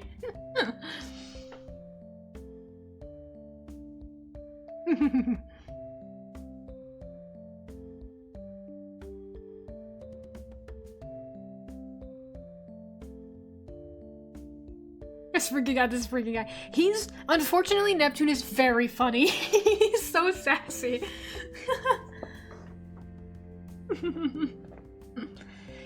A lot of people in the Curse World, though, don't know that Neptune is as, like, basically sadistic as he is, because he does keep this professional, charming front. One, because he is the king's general, and the king very much values that, image, right? Because he's ruling people, that's important. But also because he loves to, get people to agree to do things with him. Like coming over to his estate. He's like, I'm hosting a party. You want to be there because I'm kind and nice and you like me. And then it's awful. Because the thing is that Neptune is very much like, it will hurt more if you choose it. If I can convince you that you, like, want to be here, then it hurts you more. There's, like, a bit with Sterling where he basically convinces Sterling that he needs more power. He wants it. He has to have it. And this is, like, Sterling is, like, an AU character, obviously, but this is how Sterling basically agreed to let Neptune kill him and become a vampire, and then Neptune used that to make, like, Sterling bloodlust attack Griff. And he's like, Neptune's like, you chose this. This was your choice. You agreed, which makes it hurt so much more. It's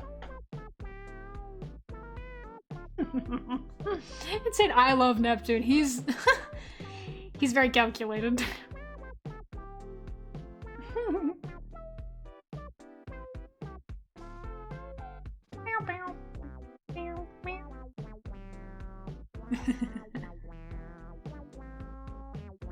That's why he's my favorite. He's a little freak. I'm gonna switch over to this. So wicked with his words. He is. And he's obviously not as bad in high school AU, but also because he, like, in his canon world, he's known as, like, the information guy, right? That's his thing, is he gets information, he reads people. He's really good at reading people. So fucked up and awesome. Thanks! But... yeah. He reads people, and he knows everything, and he's people watching. He loves to go to events to keep track of who is there. Because if he knows who's there, then he knows who they know and who to contact about who they know, and, like, where you've been at this date affects what, like, this happens if this happens. And that's how he was able to track down, like, LM's past, which nobody knows. Neptune knows. Because he's like, well, you left this one person alive, and I was able to find them and ask them, and then it was easy to piece together once I met this guy. Like, he's very, particular.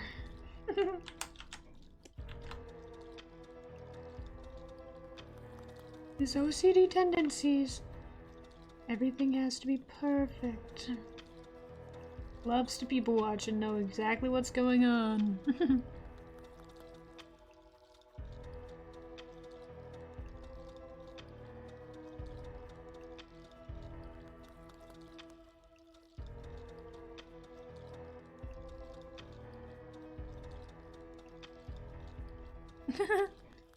Yeah, Neptune's a lot of fun to write. He's not, like, one of the most important characters in Keeping Crows, like the actual story, but he is one of the king's generals, so... Like keeping Mari around. Well, one, she's strong. Two, he's very calculated, and Mari in the Keeping Crows works with Char, and As much as Char obviously wouldn't step on the king's toes, he is a dangerous man to piss off. So that's definitely where that, starts, we'll say.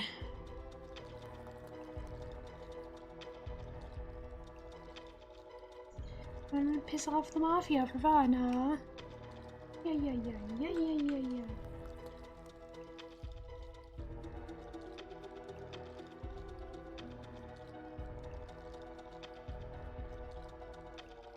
It's also, in case I haven't made it very clear, murder and killing people is totally normal in the cursed world. People just be doing that shit. Like, someone dies and they're like, damn. Anyway.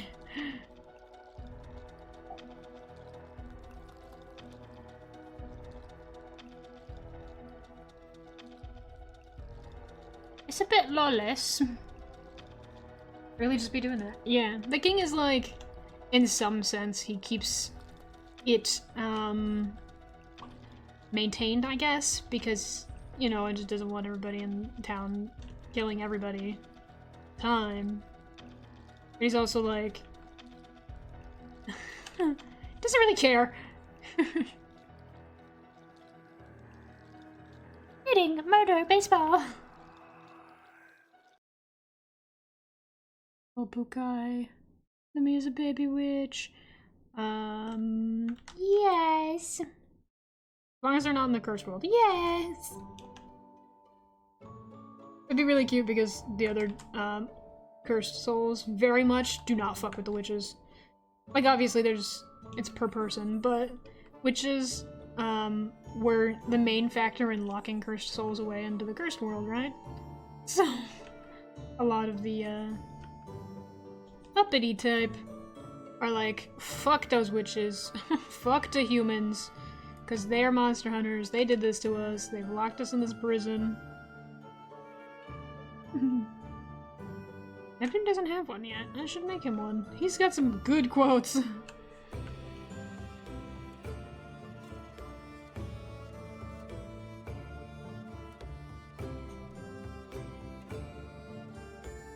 After he accepted the contract. Ooh. Yes. Lord knows he has great quotes. He does, except most of them are horny.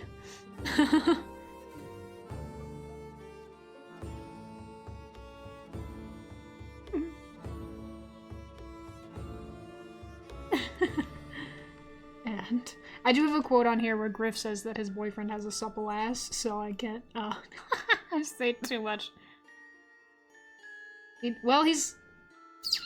is a half vampire, so yeah, he likes blood. He is half undead, because you can be, different types of demons, right? Like Davis and his family. His mother is a celestial, but his father is infernal. But the typage that you are is basically, you're one or the other. There's no, like, mutation sort of situation in it. There's, like, Griff is half beast, half celestial as well, but you typically have traits of one or the other, and that's generally what you are. Griff. Trying to get me arrested. What a wonderful gift. I love you, Griff.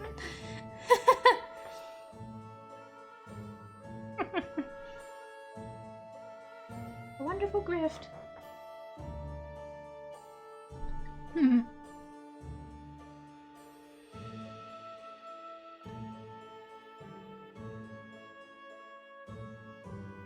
I would love Aether, kind of like tricking the humans that make this contract. Right, as just an excuse to get out of the curse world for a time. Extend the contract, find a way to get out of filling it out. Tricking you say, yeah. Because, like, Aether wants that freedom, and unfortunately having a summoning circle means you are bound to someone. You are free from the curse word for a spell, however, now you have to follow this person's commands. He yearns. Yeah. So, there's, like, in a sense, not all humans that summon a desire would be malicious. Like, Inky, again, has mentioned he's been summoned just to, like, be someone's friend before. You should hurt the backside since I don't want to listen to you. So, peace! One day you'll be free, not have to listen to anybody. Yeah. The thing is that once you agree to have a summoning circle, you have to have, like, you want to put ways to find this information out there so that you get summoned, so that you gain more power, so that you can eventually, like, break. But you also then have to get the power to break, usually the devil you agreed with, to create this whole contract summoning circle situation with you. So, risk and reward. I love a double-edged sword situation. In my opinion. Now, usually the devils aren't too involved, but...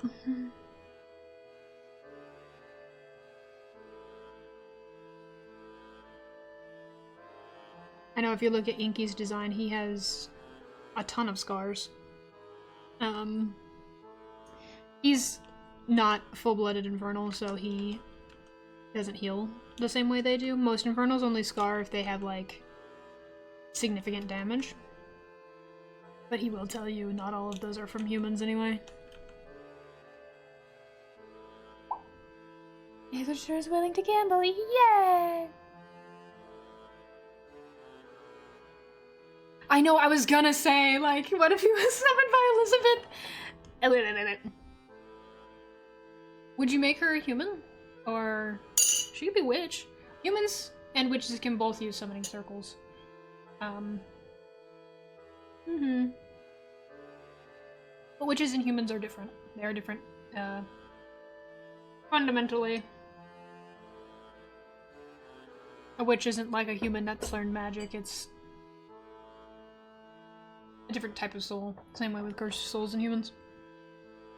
So there's that.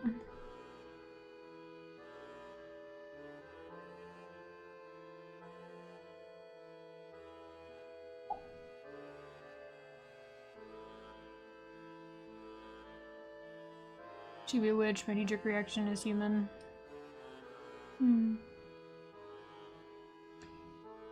Oh, second there. Yeah. Magic sense. Yeah. Well, if you wanted to make her between a witch and a human, it's a thing.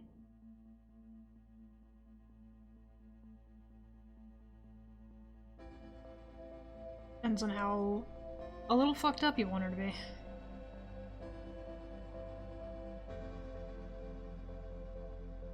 She could be a witch, she could. There are 4 types of witches. I haven't explained them too well just yet, but there's magicians, there's alchemists, there's manipulators, and casters. All basically manipulate magic in different ways. Slash it differently, I guess. Think of it like D&D classes, the way that they get their magic from different sources, slash cast them differently. Something like that. You have a design for the 4 now? I do. I have their little banners. Because the, oops. Hey guys, this is for my thing on Saturday. I didn't mean to close that.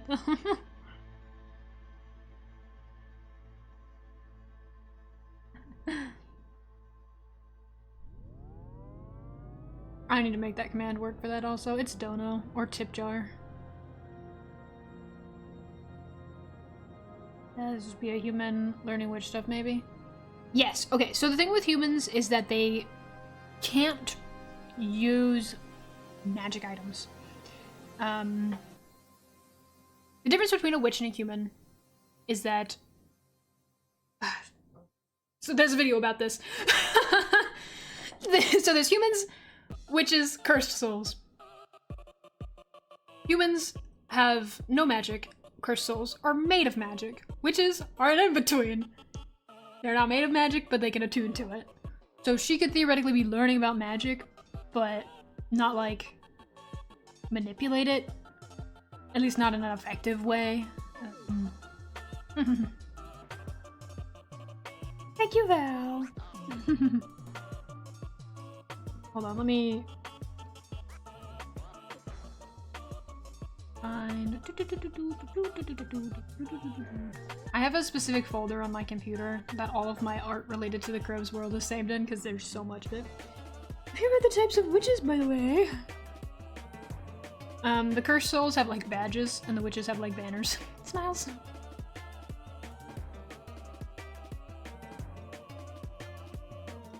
You have alchemists, which imbue things with magic.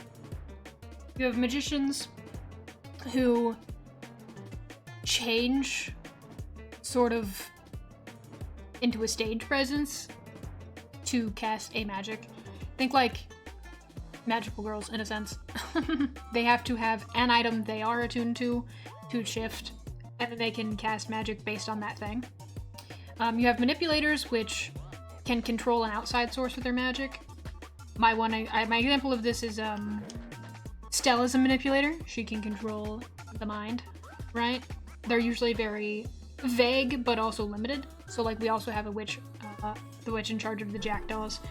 Her name is Anura. She's a manipulator. She manipulates frogs. Gives it to Epoch? What's it? That's crazy. Maybe a manipulator. Yeah. We also have casters, which are basically like wizards. They can learn pretty much any form of magic, as long as it doesn't really edit themselves or another thing. It's mostly summoning things. However, they also have to use it through a staff or a wand. Casters are technically the only ones with familiars. However, magicians can have the thing that they're attuned to being something living, which one could claim is a familiar, but like not technically, because familiars are made out of magic, created out of your magic. It's an external focus, basically. Crow's external focus is Phoenix, his little bird. And you can make, all of them can make sort of like contracts and pacts as well to edit their magic in a way. Like Crow has traded his eye to his familiar so he can see what she sees. There's like rules, comma, there's also nuance, so most things it's like, if you think this would be cool, you can probably do it. Because it's the world of magic, most things go. Rue is an alchemist, if you guys know Rue, from the Oh emote. Rue is actually specifically a baker, like quite literally, and he uses his baked goods to affect emotions. He will enchant food items with emotion regulation, so that's really cute. He's like, I want to make people happy. We have, Rue. Rue is an alchemist. Princess is a magician. You guys don't know much about her. Manipulator Stell is a manipulator. Crow is a caster.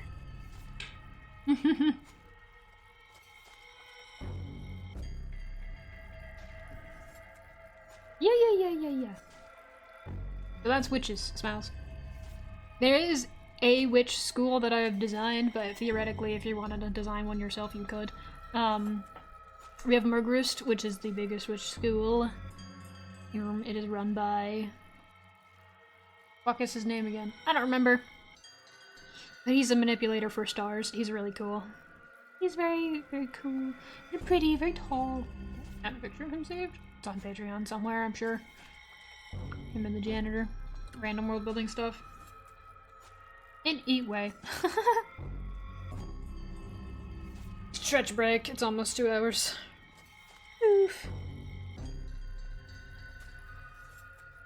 Ew. It's still high. Stella's cool. Stella's gonna be in the first episode that I'm gonna work on. Mantle. What about Mantle? He's an elemental. He's a rot elemental. Episode. Yeah. The first episode that I have planned actually has a stale plushie in it, and I want to make one so bad.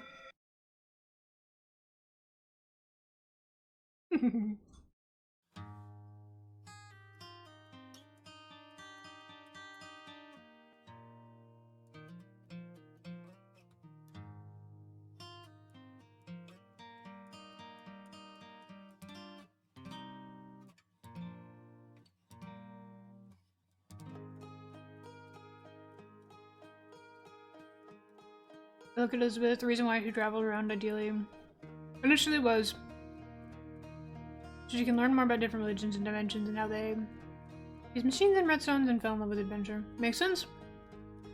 She's somebody they're not just for a companion, but also like to know where he knows, maybe learn more about the cursed world. Because she can't really go there safely without have to have somebody from there. Mm-hmm.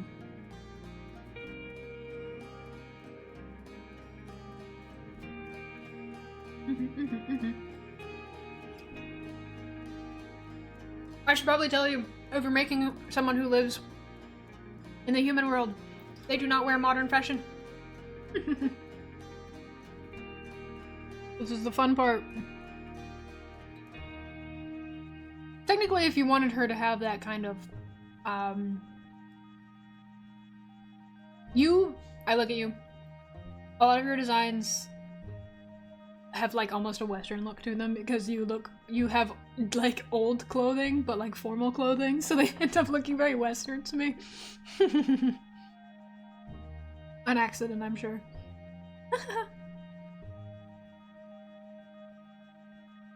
But all the Monster Hunters do wear what like literally have a Western style, which is funny.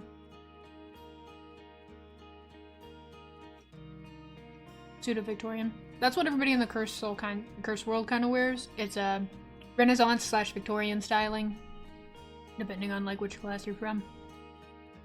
The human world is Georgian / modern. I call it Georgian mixed modern. There's no real rules to it. You can have an outfit that looks mostly modern or an outfit that looks mostly Georgian. As long as you have elements of the other, you know. See if I can find the lineup that I did when I was doing a style study. Where I changed the boss's hair. Yeah. So a lot of these outfits have like modern elements to them, like B has a fucking hoodie on. But they also have like dated outfit like inspiration. Peasant shirt, Joltring's peasant shirt. It has fucking the George Washington 9000s. The like vest with the embroidery, because Georgian style is very big on embroidery. This is why Gray has his old as fuck coat and a lot of knee-length pants, as well as the little spats. The women's outfits are usually a bit more loose with them because I don't want to give them big-ass ball gowns.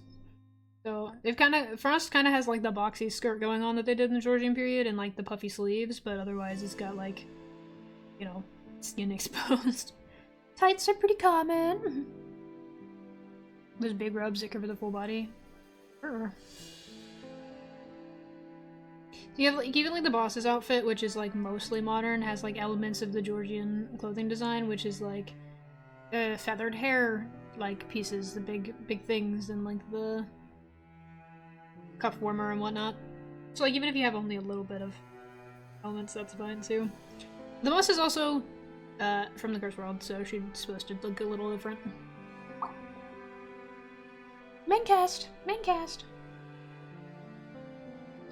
Makes it like older era fashion, but it usually doesn't pass like 1950s, you know? Yeah, this one is like Georgian, so old for sure.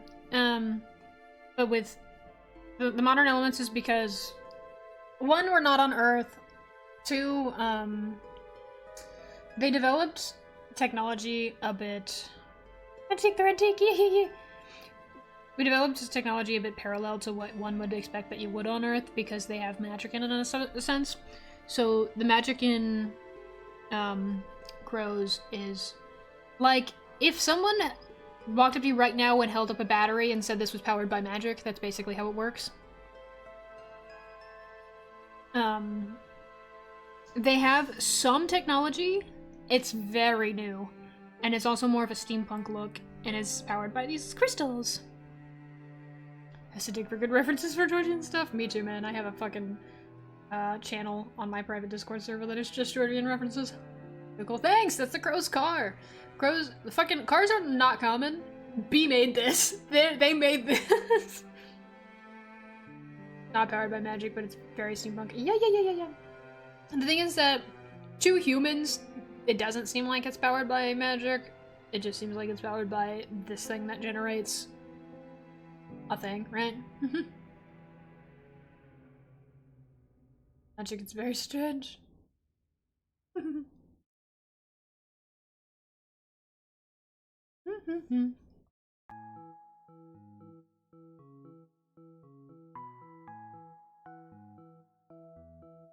Technology is still very rare for them. Like, they don't have any form of like handheld phone or whatever. Mostly don't use cars. B has a computer. This is B. B has a computer, but the way that computers work is they're not like World Wide Web situation kind of a computer that we have. It's more like a database, and they're connected in small locations instead of being worldwide. They are like, basically you have a circle and all of your little databases connect like that. Except for a few instances, one of which is bees. Magic comes from pseudo-organic stuff, so if the magic from a person. So that's how it works in the cursed world and this, because the crystals that have magic in them in the human world get the magic from like the air, basically, that kind of permeates around. But because the cursed world itself is made of magic, it doesn't like channel into things. It's just like everywhere. So in order to power things directly, you have to directly power them with your own magic.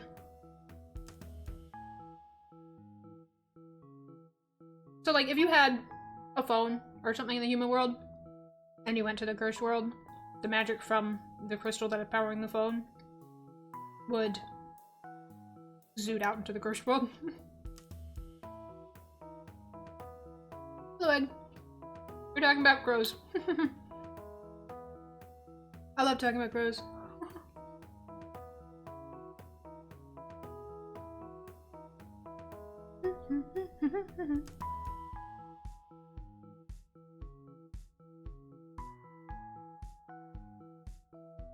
Hey, look at Yanling. Egg, do you love Yanling?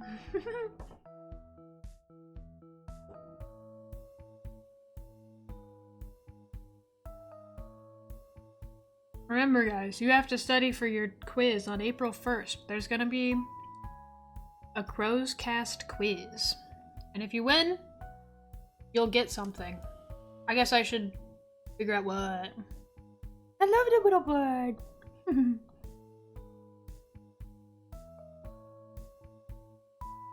I like the magic in Epoch. Yeah, because it's very body horror. I do like body horror, very cool. Advanced society has stuff from people who have issues. Yes. Almost like FC. Speaking of, guys, I mentioned the April 1st event. I'm also going to make you guys look at my other thing. On Saturday, we're gonna do a Your Character Here. So if you're gonna be here on Saturday, you can tip 20 doll hairs and get a rendered chibi And you can join me in the dentist office because I need money for my wisdom teeth because it's hundreds of dollars. But if you don't have 20 doll hairs, then I'm going to be doing little sketches too. Or 5 doll hairs. Because I have too many teeth and I need them to take them away from me. They want so much money. Yay, yay, yay. So we're gonna do that on Saturday. Minimum of 25 doll hairs. Yay! Become a morally dubious doctor with me, or a patient and morally dubious doctor. The thing about your character here, it's gonna work the same way that we did the birthday one, which is these spots are all random. So you'll pay for your character here, and then I will roll a dice and assign you one of these little characters. Yay! Yeah, she has teeth. She does. She does have teeth, it's true. Anyway, so that's what I'm going to be doing on Saturday. On Saturday. Guys, I trying to cut my hand today. Just a tiny little... How? Just a tiny little spot. I keep fucking with it. On... Hope to be that sink lurker. I will give that to you if you want, without randomizing it, because that one is, most of their body is hidden, so I do feel bad that someone will end up with, like, a half body. Vampire Pookie has teeth. He does! Rebrand. Yeah, so I was trying to clean out my straw, and I was using one of those little, sink version of a pipe cleaner, and for some reason, it was very hard to do. It hurt my finger.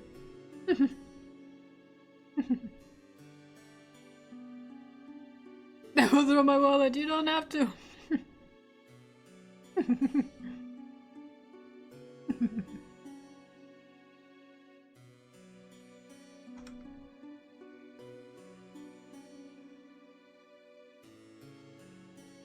I need to...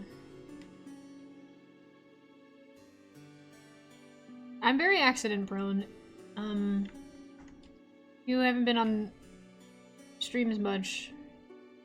Congratulations, now you know.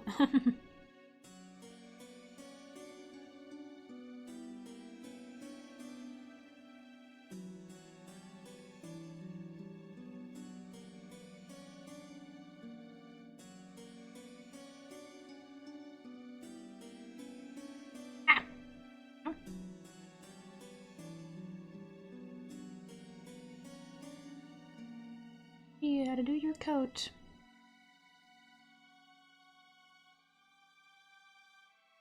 Okay, I'm gonna finish up this sketch. And then maybe I will end the stream because I'm tired.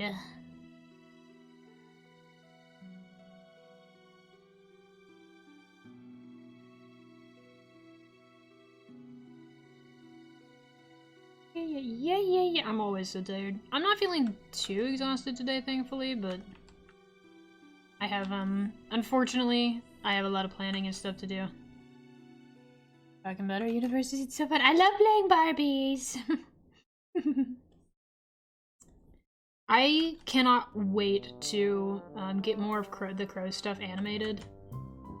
Because, I don't know if anybody didn't know this, but I am very much and very directly working on that.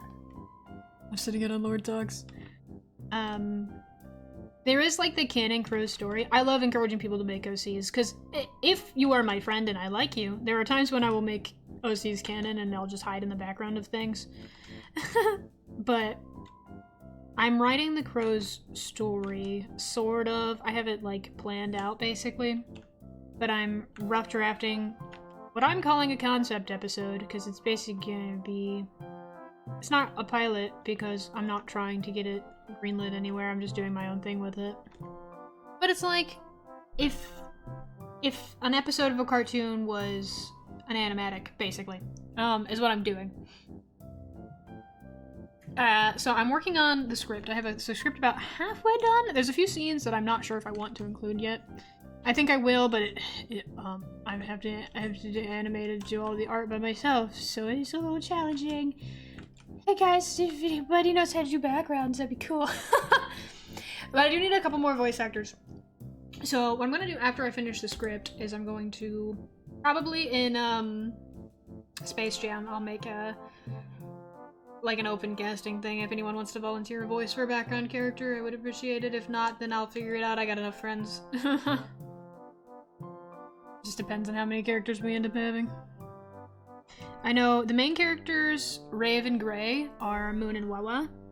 I love them very much. Take both. They're very cool. So very excited for that. I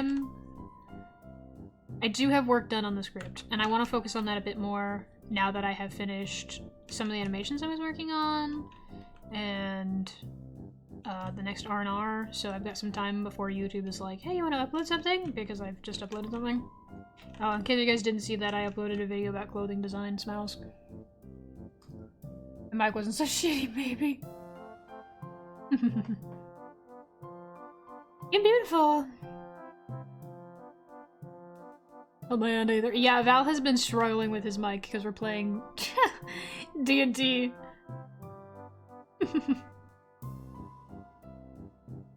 He's been boxing with his mic for the last few days. So, really funny.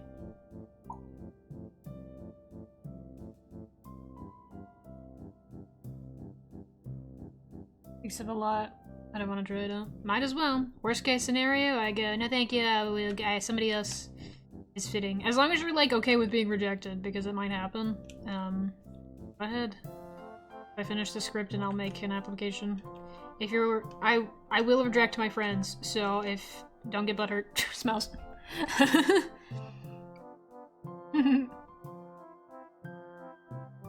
Can't usually tell because Val doesn't talk a lot when we're in VC. Yeah, Val's playing D&D with us, so we've been hanging out in like private VC so I can get more used to it.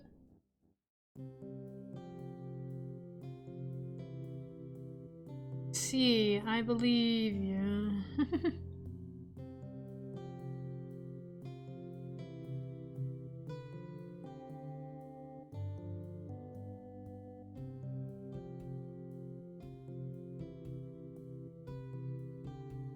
I wish I could watch it, it seems fun.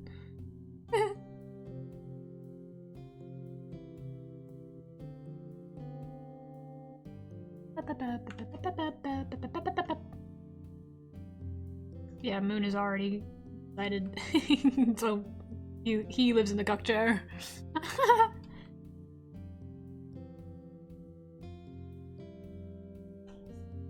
Basically made like a little server where we check about world building and characters and stuff, and Moon was like, can I hang out and watch? And we were like, I guess.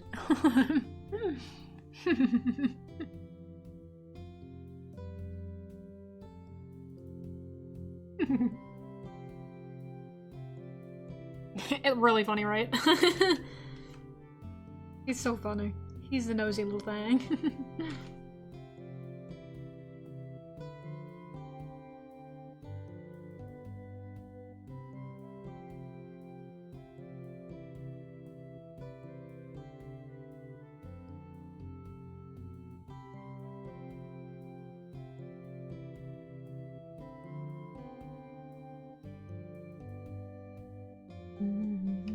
To be the knower.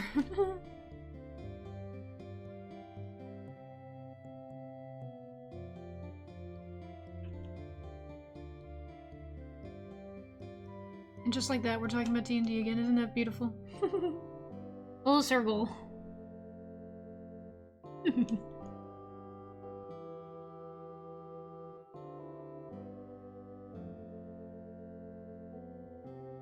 Trying their hardest already to accommodate me and just be a climate. Never mind, I give up. Talk once. Val, you don't even talk to your not boyfriend. Shake my head. You guys will make out in chat and you won't even speak to each other.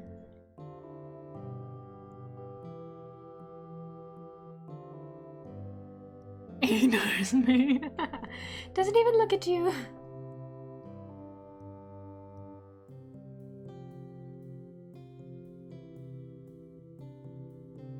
Doesn't even look at me.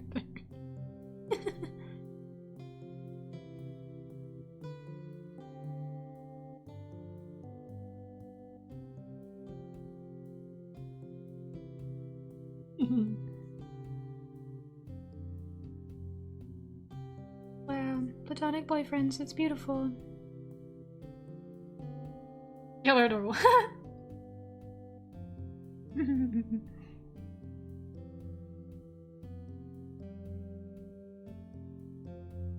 Everybody loves you, Aether. Everybody's little Pookie. This reminds me of every time you like everybody loves me, you happy. Every time you fucking post anything in the high school at you and literally everybody's trying to talk to you, it's really funny to me. I'm not saying that we can tell who wants attention, except we can. And it's very obvious. Like, they're like, Aether, Aether, Aether. Everybody like runs up and like grabs your sleeve and is like, Aether.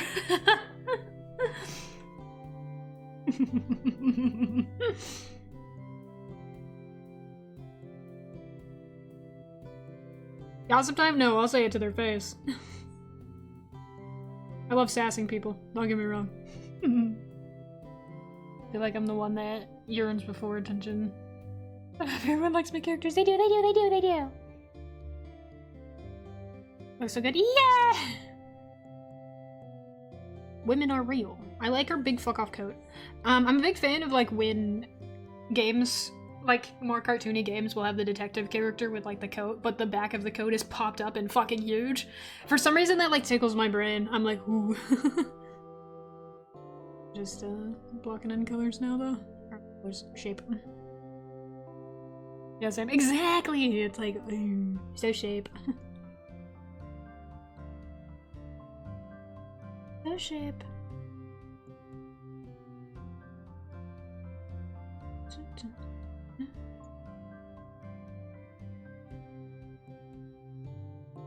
I wanna go like them always, always.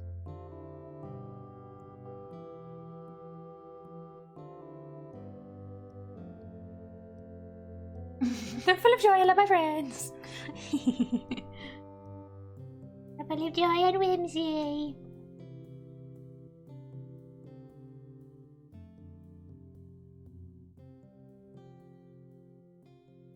Can have some claws.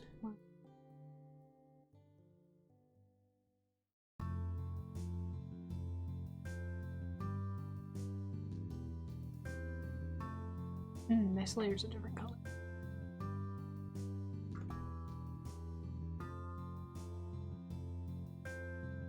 Love my friends. I'm happy because I am loved. Yeah. Yeah. Big.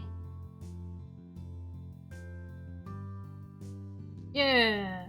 Women are real! One of these is significantly cleaner than the other.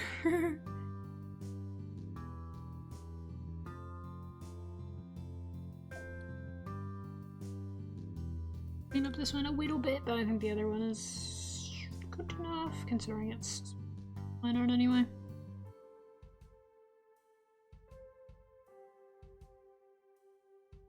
Women are real. Isn't that beautiful?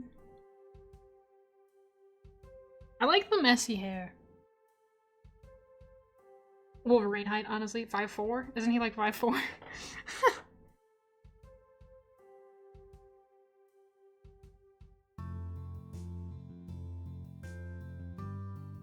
Woman in your coat.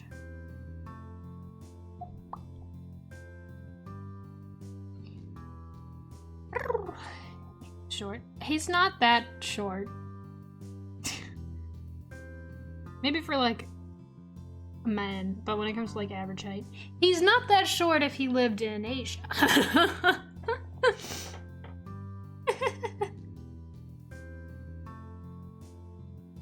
But I feel like for a woman that's not short though. Like,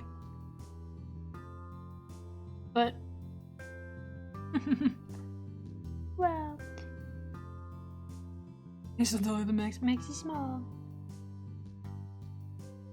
Yeah, I think the average height is different per country, so One of my mutuals. They've like since moved from Tumblr. I haven't talked to them in a while, but he lives in Japan, and he's like average to short, right? And everyone calls him short, and he's like, no, it's average height here. It's average height here.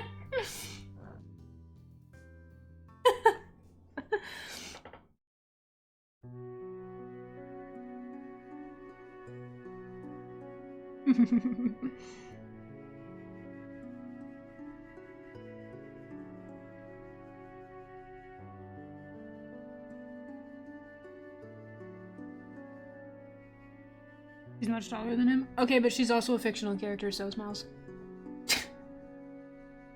Yeah, she's a woman who's sexualized, so she's tall. And got long legs. And is from, like, early Marvel. Color me shocked.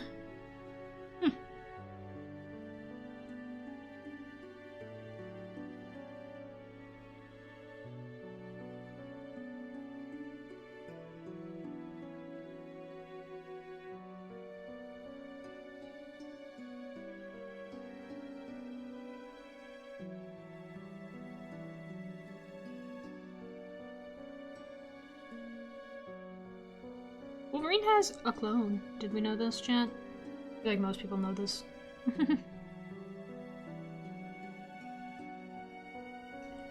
does your tunic work? Can I do this?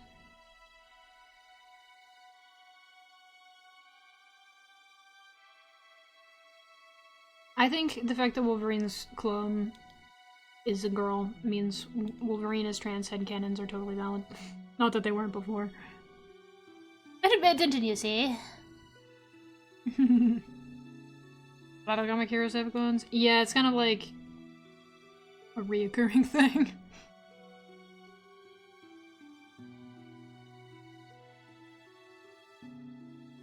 I used to really like X-Men when I was little, and then they went, what if we had time travel now? And I went, I don't care! So I stopped paying attention. People yearn for gender bend.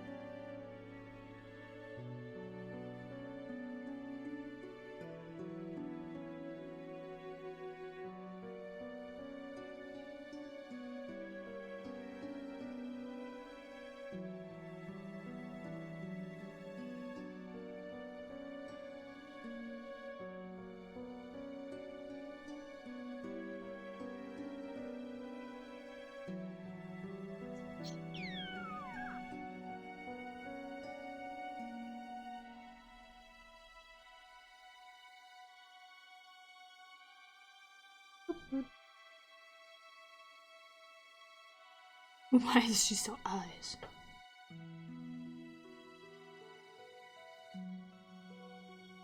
Stalking your frame? I mean, she's a monster hunter, right?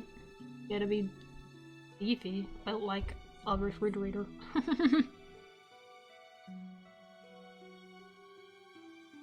With her big blue, beautiful eyes. I love when women have muscles. Big fan.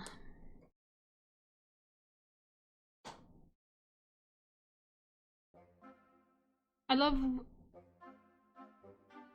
well-written women with varying and diverse designs and not some that go over the same concepts over and over again because they want to appeal to the largest audience, which is primarily cis straight men.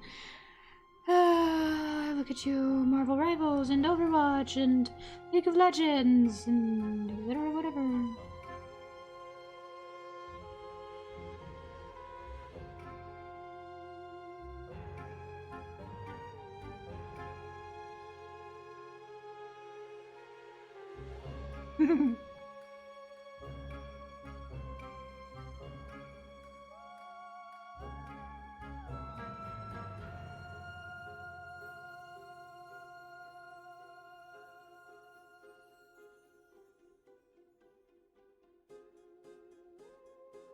Women written by women. Yes, but also, you don't have to, like, be a woman to write a character that isn't whole personality is woman. You just have to not be a fucking idiot, and still people manage to mess that up.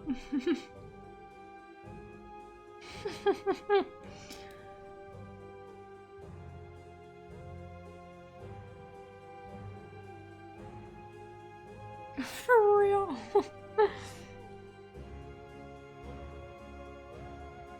Not to be aggressive, but I have opinions.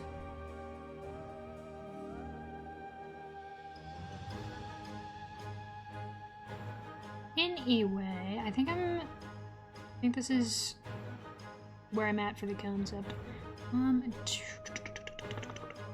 Might clean up the line art on this one.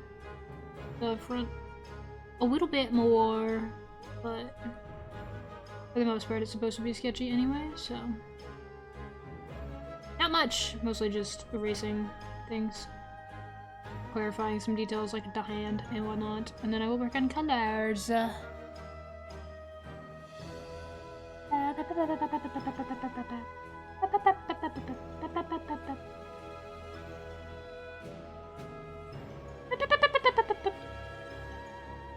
Cannot wait for you guys to meet the ladies I have in D&D, because I make a lot more women in D&D for some reason. I cannot wait for you guys to meet them.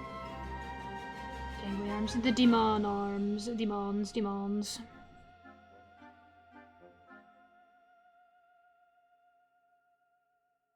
Booty-ass, booty-ass. Hydra booty-ass. Gay women are real. Yeah. There's a lot more women in my D&D campaign. Again, I just tend to. I'm sorry. I'm just very gay, so I tend to make a lot of men. But there's a lot more female NPCs in D&D, so yeah. Yes, moody eyes. Yeah, that's how anatomy works. Look at my window. Stell. I very purposely made it so that between the like main characters and crows, there's like an even split between male and female. Because you have the boss, Rave, and Frost for the women, and you have Gray, John, and Bee for the men. And I do unfortunately have a bad habit of favoring the men because, again, I'm gay and I'm a man. But I did want to at least have different, like, women that are... they have different style.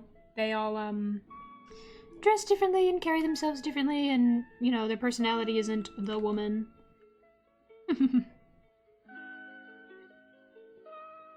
And I did this very intentionally. I don't know, I think it's really inspiring when someone sees himself in a media and they're excited about it. I really wanted to have a lot of diverse characters in Crows. You have characters like Alex and whatnot. And it's not, it's like a, oh, the checklist of diversity checklist or whatever. It's not so much that as it is just, there's a lot of people. I'm making hundreds of fucking characters anyway. A lot of diversity.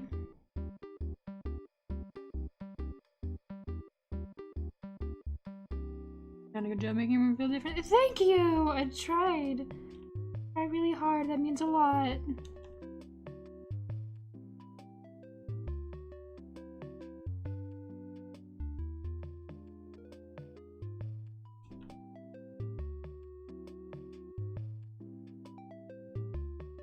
Even splits is always picky, sometimes lean more towards women, having a larger number on occasion.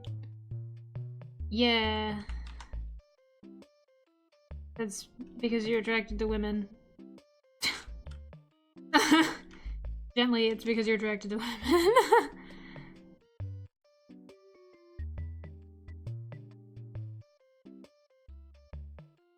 I unfortunately am attracted to men.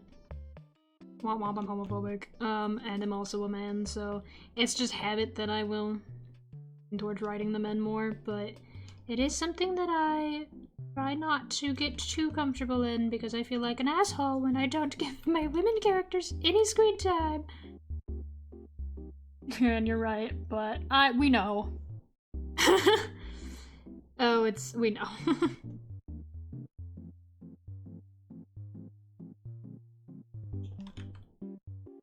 Foot, I'm not gonna render the foot. There's no how we know. That's like, why do I draw men covered in blood? We know. We know why. We're all very aware.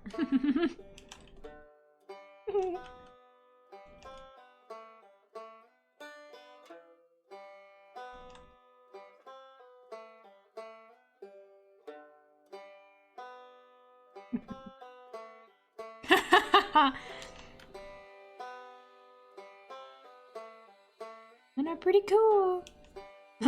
Guys, some of my best friends are women, I promise.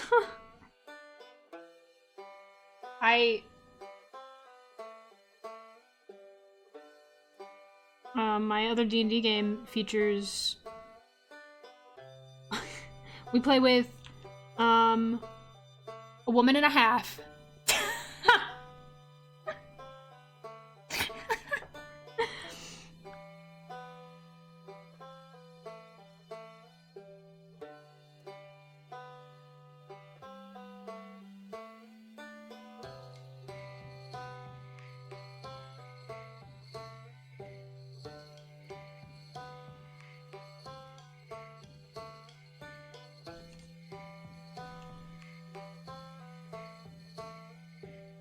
Yes! Clean up enough, I think.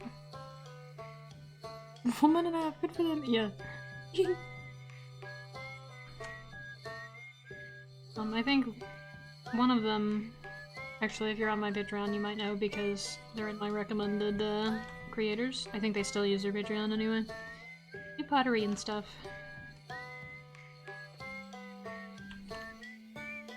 They used to work at the cafe that I work at, and they quit to do more, like, booths and sell their art and stuff, and I think it's really cool. Very, very proud of her.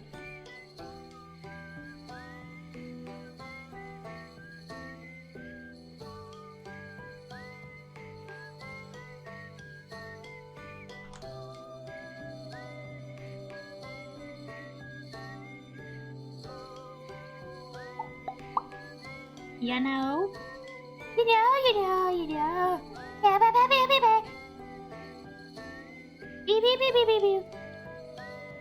Beep beep beep beep beep beep beep.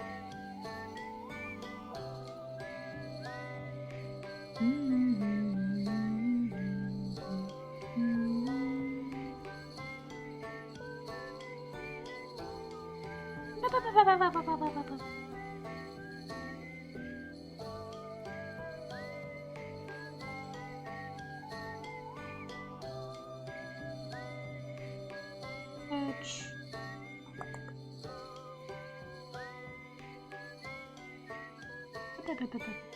I need, probably gonna end stream soon. We're at like 2.5 hours. Yeah. Maybe at 3 hours. I need to finish organizing my D&D stuff. Both men and women are covered in blood and making horrible choices. Big fan of this, yes. Yeah, I need, I was kind of debating whether I was gonna stream today or not, but I was like, I gotta get some work done, so I did anyway. I know I've canceled streams a lot recently and ended a lot of them early, but I'm so busy all the time. And this is my own fault. I do this to myself, unfortunately. But I need to double check my D&D notes.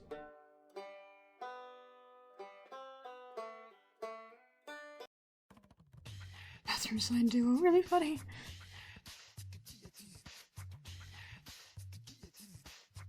Update my D&D notes because I'm not gonna have time to do it tomorrow because, well, theoretically I will, but I don't want to do it like last moment. I work in the morning, and then we got a little bit of time, and then D&D. Yeah, very excited.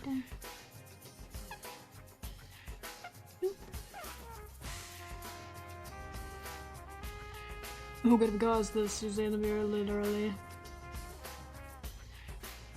I'm so excited. I'm so excited. Yeah, I gotta get you information on your written stuff. I have it. I have a picture of it written down by one of my other players, so I have to look at it and type it.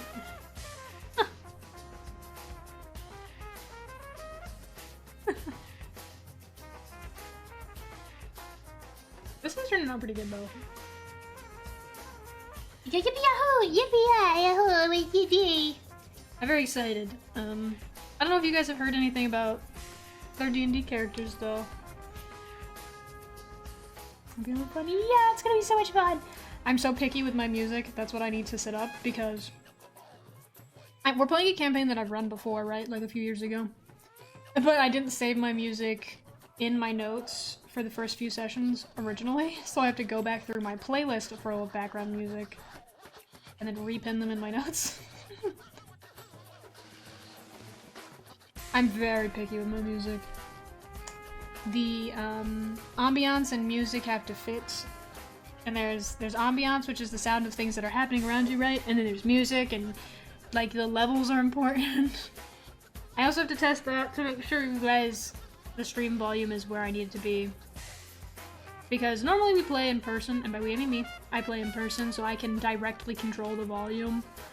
But we're gonna be playing on Discord, so you guys can edit your stream volume, and we'll have to be able to hear each other over the volume, and it's gonna sound different through my headset than it is through my output. I want it to be perfect! As long as the mixing is good, it should be okay. Perfect, perfect. Dude, I was looking through my notes from way back when. And oh my god, like I can't go into too much detail, but it's really funny. I'm a great DM, trust. I might. Oh, it's just really funny. The first session was like a page. Like less than a page. Yeah, like really funny. Like some of the notes are so they're so vague. And I'm like, what does this mean? And like I know exactly what it means.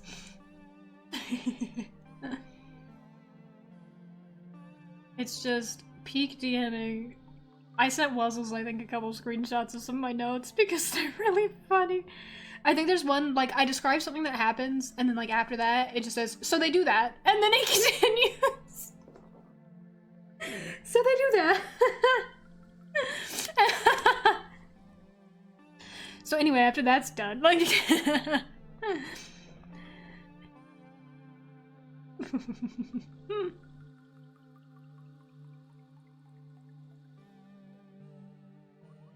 I'm so good at D&D, I'm such a good DM.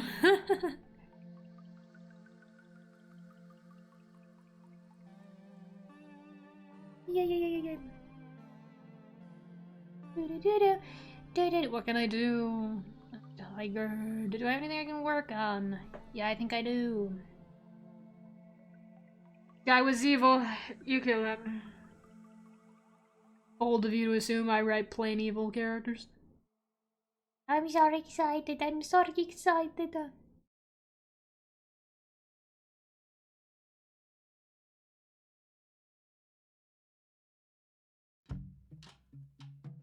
Ah. Wow. I just want to talk about D&D more, or crows. I love both of those things. Or Legend of Hay. Guys, I'm really torn between a lot of things right now. Crows. I like the crows.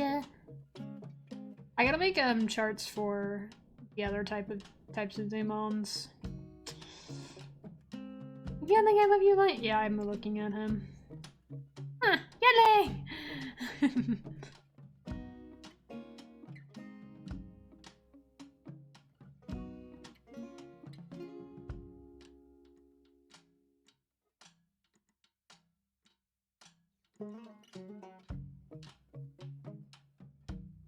Yeah, charts. Yay, more charts. Like the one I did for the Infernals. Rift being a problem, TM.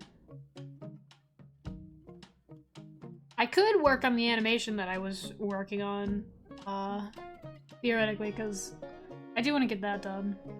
Did you guys see it? I posted in Space Jam, I think, but I didn't even fucking finish rough drafting it because I've been so busy! Oh, waste of a lovely night. Oh, Where's my firepacker? Oop, where's my... Okay, it's called Lovely Night, but where's my CSP? If you guys want to listen to me scrubbing through audio aggressively.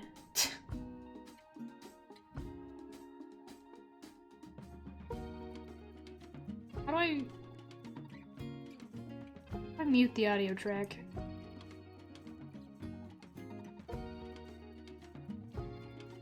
I don't know. If I make it invisible, does that mute it? Oh, it does. Kicking my feet and giggling watching it. Yay! I did it all in one day. I love them. I've been wanting to draw Shushu to the song for a while. Oh, waste of a lovely night. Downside, the backgrounds. I've been doing some background studies since I've been doing since the Cult of the Lamb animations, but bleh. They're a fucking nightmare. As per usual, I'm a character artist. Yes, I'm over here. This pose is So funny to me. but you guys didn't see the other part, but...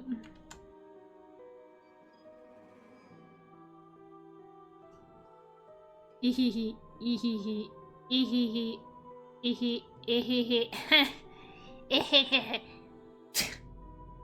It's fine.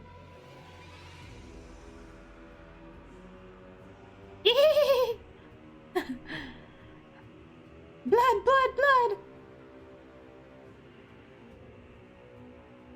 Animating backgrounds in my anime. Oh, yeah. There's, obviously, having panning through a background adds a decent amount of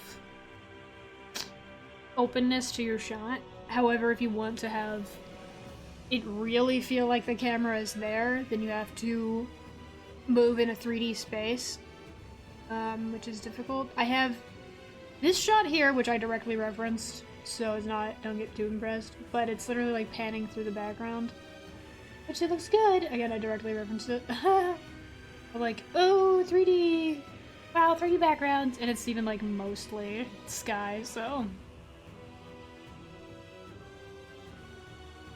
Oh, waste of a lovely night.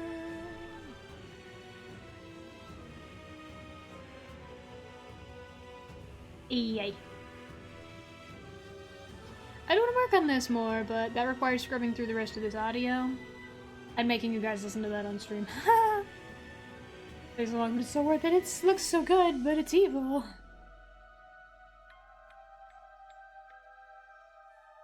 I'm also, this is my, like, I did the little animation of Griff, Aether Sterling, which was kind of me figuring out how the camera works on CSP and like layers and stuff, but this is my like little bit bigger project to learn it a little better, since I do kind of plan to use this to stitch together the rough crows animation, and then I will edit it probably in Premiere after. I don't have After Effects, so edit everything together. Yay!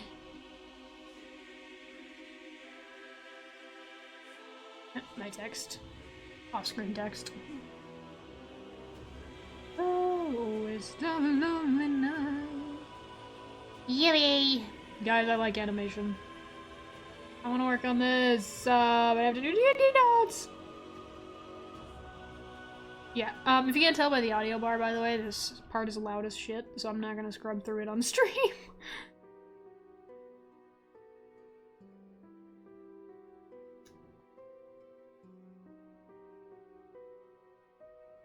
I love your animation. Thanks! I'm trying really hard every time I animate something. I figure out what I can improve on. This time we're playing with the camera movements because CSP gives you a lot of freedom to do that. And tweening in CSP is a lot like tweening in Premiere, so I already know how to do it.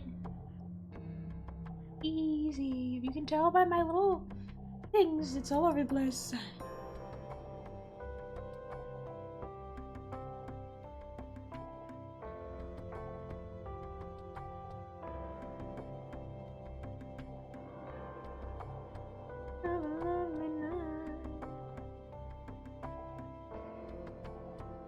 Yay! Yay! Yippee! Yay!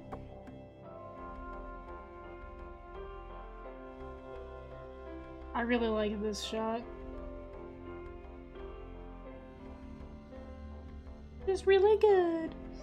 I don't know how much I'm gonna clean this up though. I think I'll do one clean pass after this because it's just a rough draft for me. Basically boarding it. Obviously they don't have faces. But I don't think I'll clean it up much more than a sketch because it's not supposed to be polished anyway.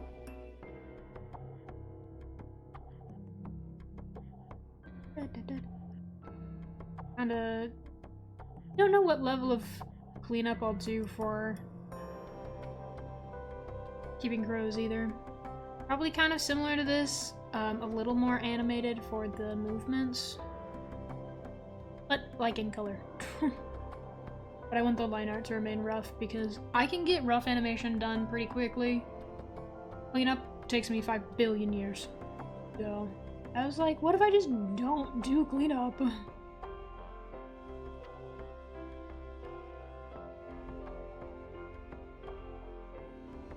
Yay, crow stuff. Yay. Yay, yippee. Yay, yay, yay, yay. Cleanup takes so long. Kind of like the Lackadaisy strategy where they're like going for a more traditional version of the cleanup where you can still see some of the guidelines. I was like, real, what if I do that too?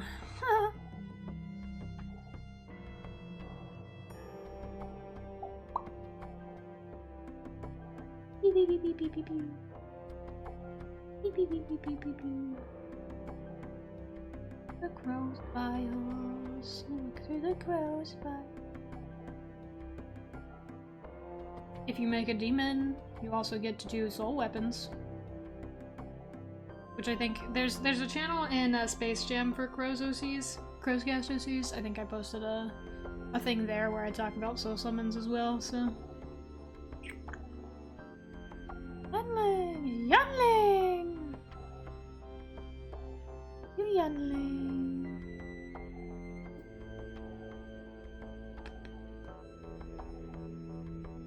I should read through that. There's a lot of shit that I posted over there. There's the pitch. There's the demon information. There's like a couple highlights from Twitch. Theoretically, you can just hit the master post on Tumblr and that'll have most of the information for you.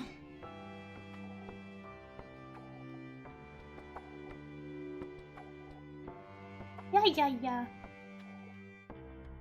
Yeah, yeah, yeah, yeah, yeah, yeah. And remember, you will be quizzed on April 1st. There will be a quiz. Winner gets something. I haven't decided yet. Probably just like a...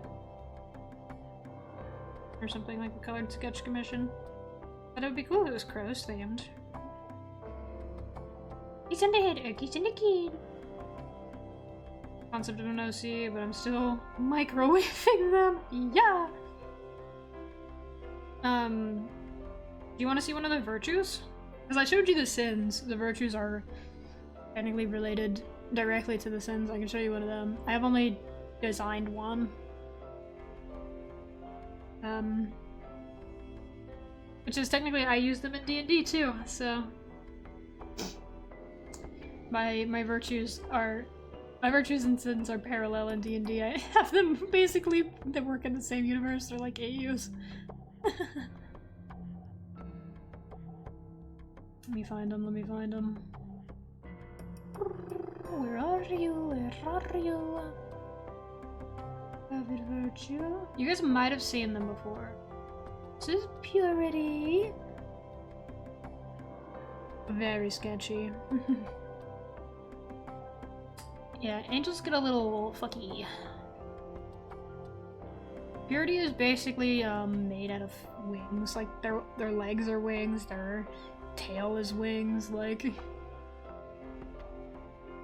shape.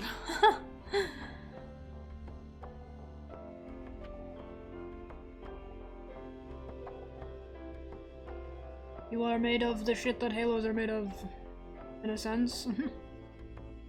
Ready, IQB. Hello, my dear. Hi, Prince. Yes, tonight I have to finish D&D notes and watch anime with my frog. You know the Fred. This is the scariest moment of my life. I'm good. We're just talking because I'm gonna end stream soon, so we're just chatting about crow stuff. I'm telling people to make crows OCs.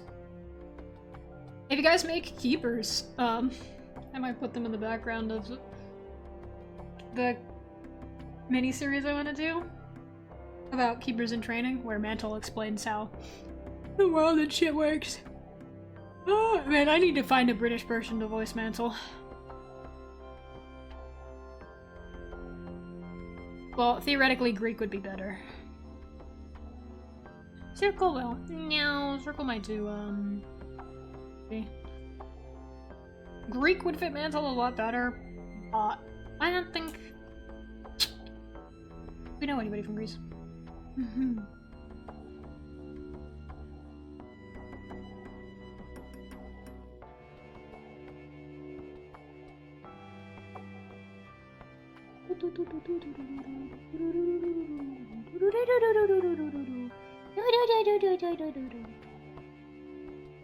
Those of you who don't know, Mantle is one of the key keepers, is what they're called. Have a decent British accent, really funny. I tell by looking at my characters. Yeah, you kind of have like a thing with posh little freaks. Balad's character in D&D is British. Which is funny because it's not on Earth. I love when people give their D&D characters like accents, because then even if you do it poorly, it's canon, because like maybe they just sound like that in this world.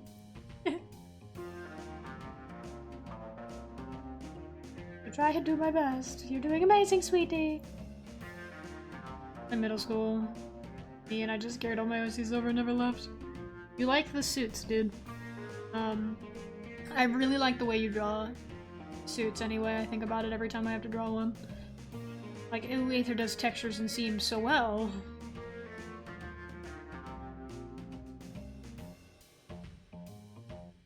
We love the suits, we love the suits. What have I done? Don't do that. Neptune wears his suit. He's trying to kill me. No, I'm not. Who else? Like, always in a suit. Snake, I guess. The king. I don't really have a picture of him in his. I have barely any pictures of the king. Oh, look at this guy. This is the Cursed King, by the way. That dude I mentioned a few times. He's Mama Rabbit. True. He's in the LM animation I did. At least a brief appearance. See if compliments from each other. Not me, I'm perfect. Good to think about. Oh, I should make one of LM's random quotes linked to Zydrate Anatomy. That would be funny.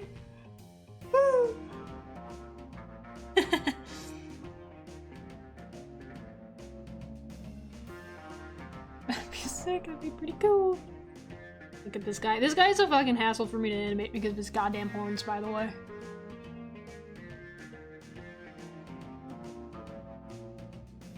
Well, guess horns almost as bad as Davis's horns. Which pissed me off. Or not. Yeah, unfortunately that's the downside of having a lot of demon characters. On E. Or not. Hmm.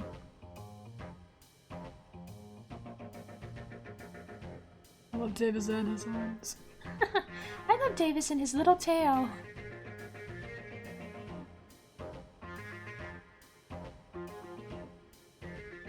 Horns are pretty. They are. Unfortunately, they're my enemy when I have to animate.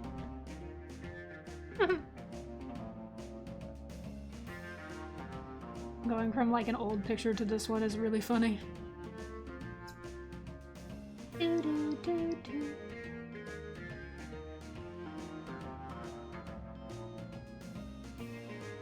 Hold on. Let me see if I can show you guys this. Look at this real quick. It was. Look at this. I'm gonna. Just improved by leaps and bounds. Thank you.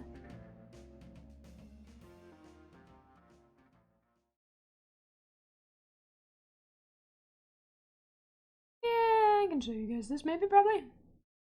I have this little scene, and I might put it in the Crows OC channel and Space Jam. But I have this little scene that is in the work in progress script for concept episode. Technically more of the original script is on Patreon actually. There's like pages of storyboard on there.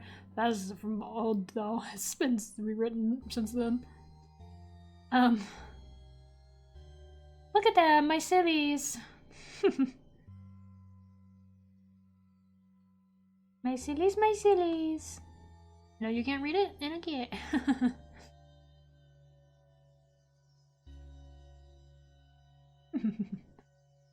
I think I'm gonna end stream now though. Let me see if I can. Sillies, sillies. I love my sillies. Unless anybody has fucking questions or anything. Any Crows stuff that I can wake on. In the meantime, I would love to see more Crows cast OCs because I'm nosy. Dude, I've considered doing one of those, when Moon and Connor did that, Concrete Garden OC thing, where they made, a Dono Doodle event designing OCs for people. I've considered that so bad. It's, it's so cool.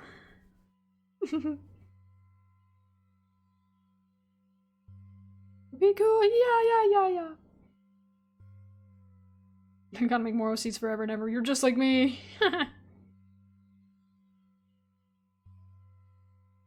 So I got in the Concrete Garden anyway. Yay! Yeah, I mean, I think it would be cool. A little baby witchling Lumi. It's a really cool.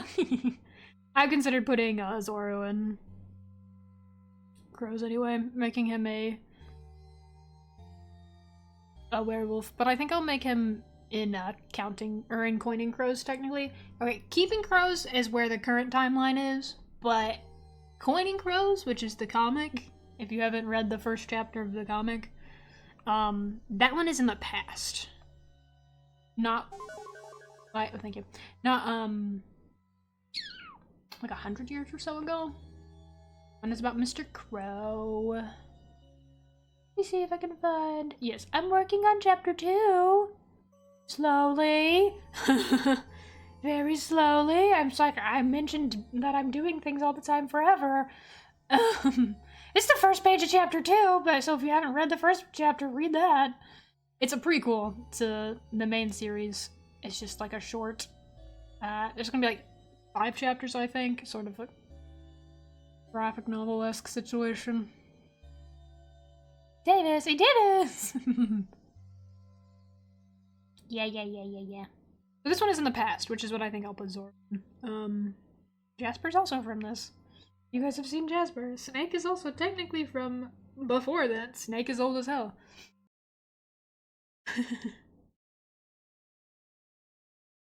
Yippee! Now you guys know. I've told you so much information. There's the comic. that I have. I'm gonna make an animation. I want to do more writing on Patreon, but we'll see how that goes this year. Because that was one of the things I wanted to work on this year, except then I ended up getting multiple surgeries scheduled for this year, so I've been very busy. So, I might also have to take a break next month because of the wisdom teeth thing. That's gonna cost me hundreds of dollars. By the way, don't forget to be here on Saturday. Not to whore out my things, but yeah. Yes, and we're doing an event on April 1st. I should make something about that, an announcement about that on Tumblr too. On April 1st, we're doing a little quiz event about me and also keeping crows. And it's gonna be great and awesome and cool. My picture.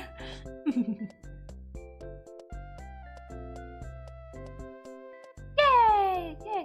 Also with the quiz, if you don't ace it and get the prize or whatever, you will also just learn more information about crows, because there's some stuff on there that I've only mentioned a few times, so. You can learn information together. Take my hand. Let's walk into the abyss!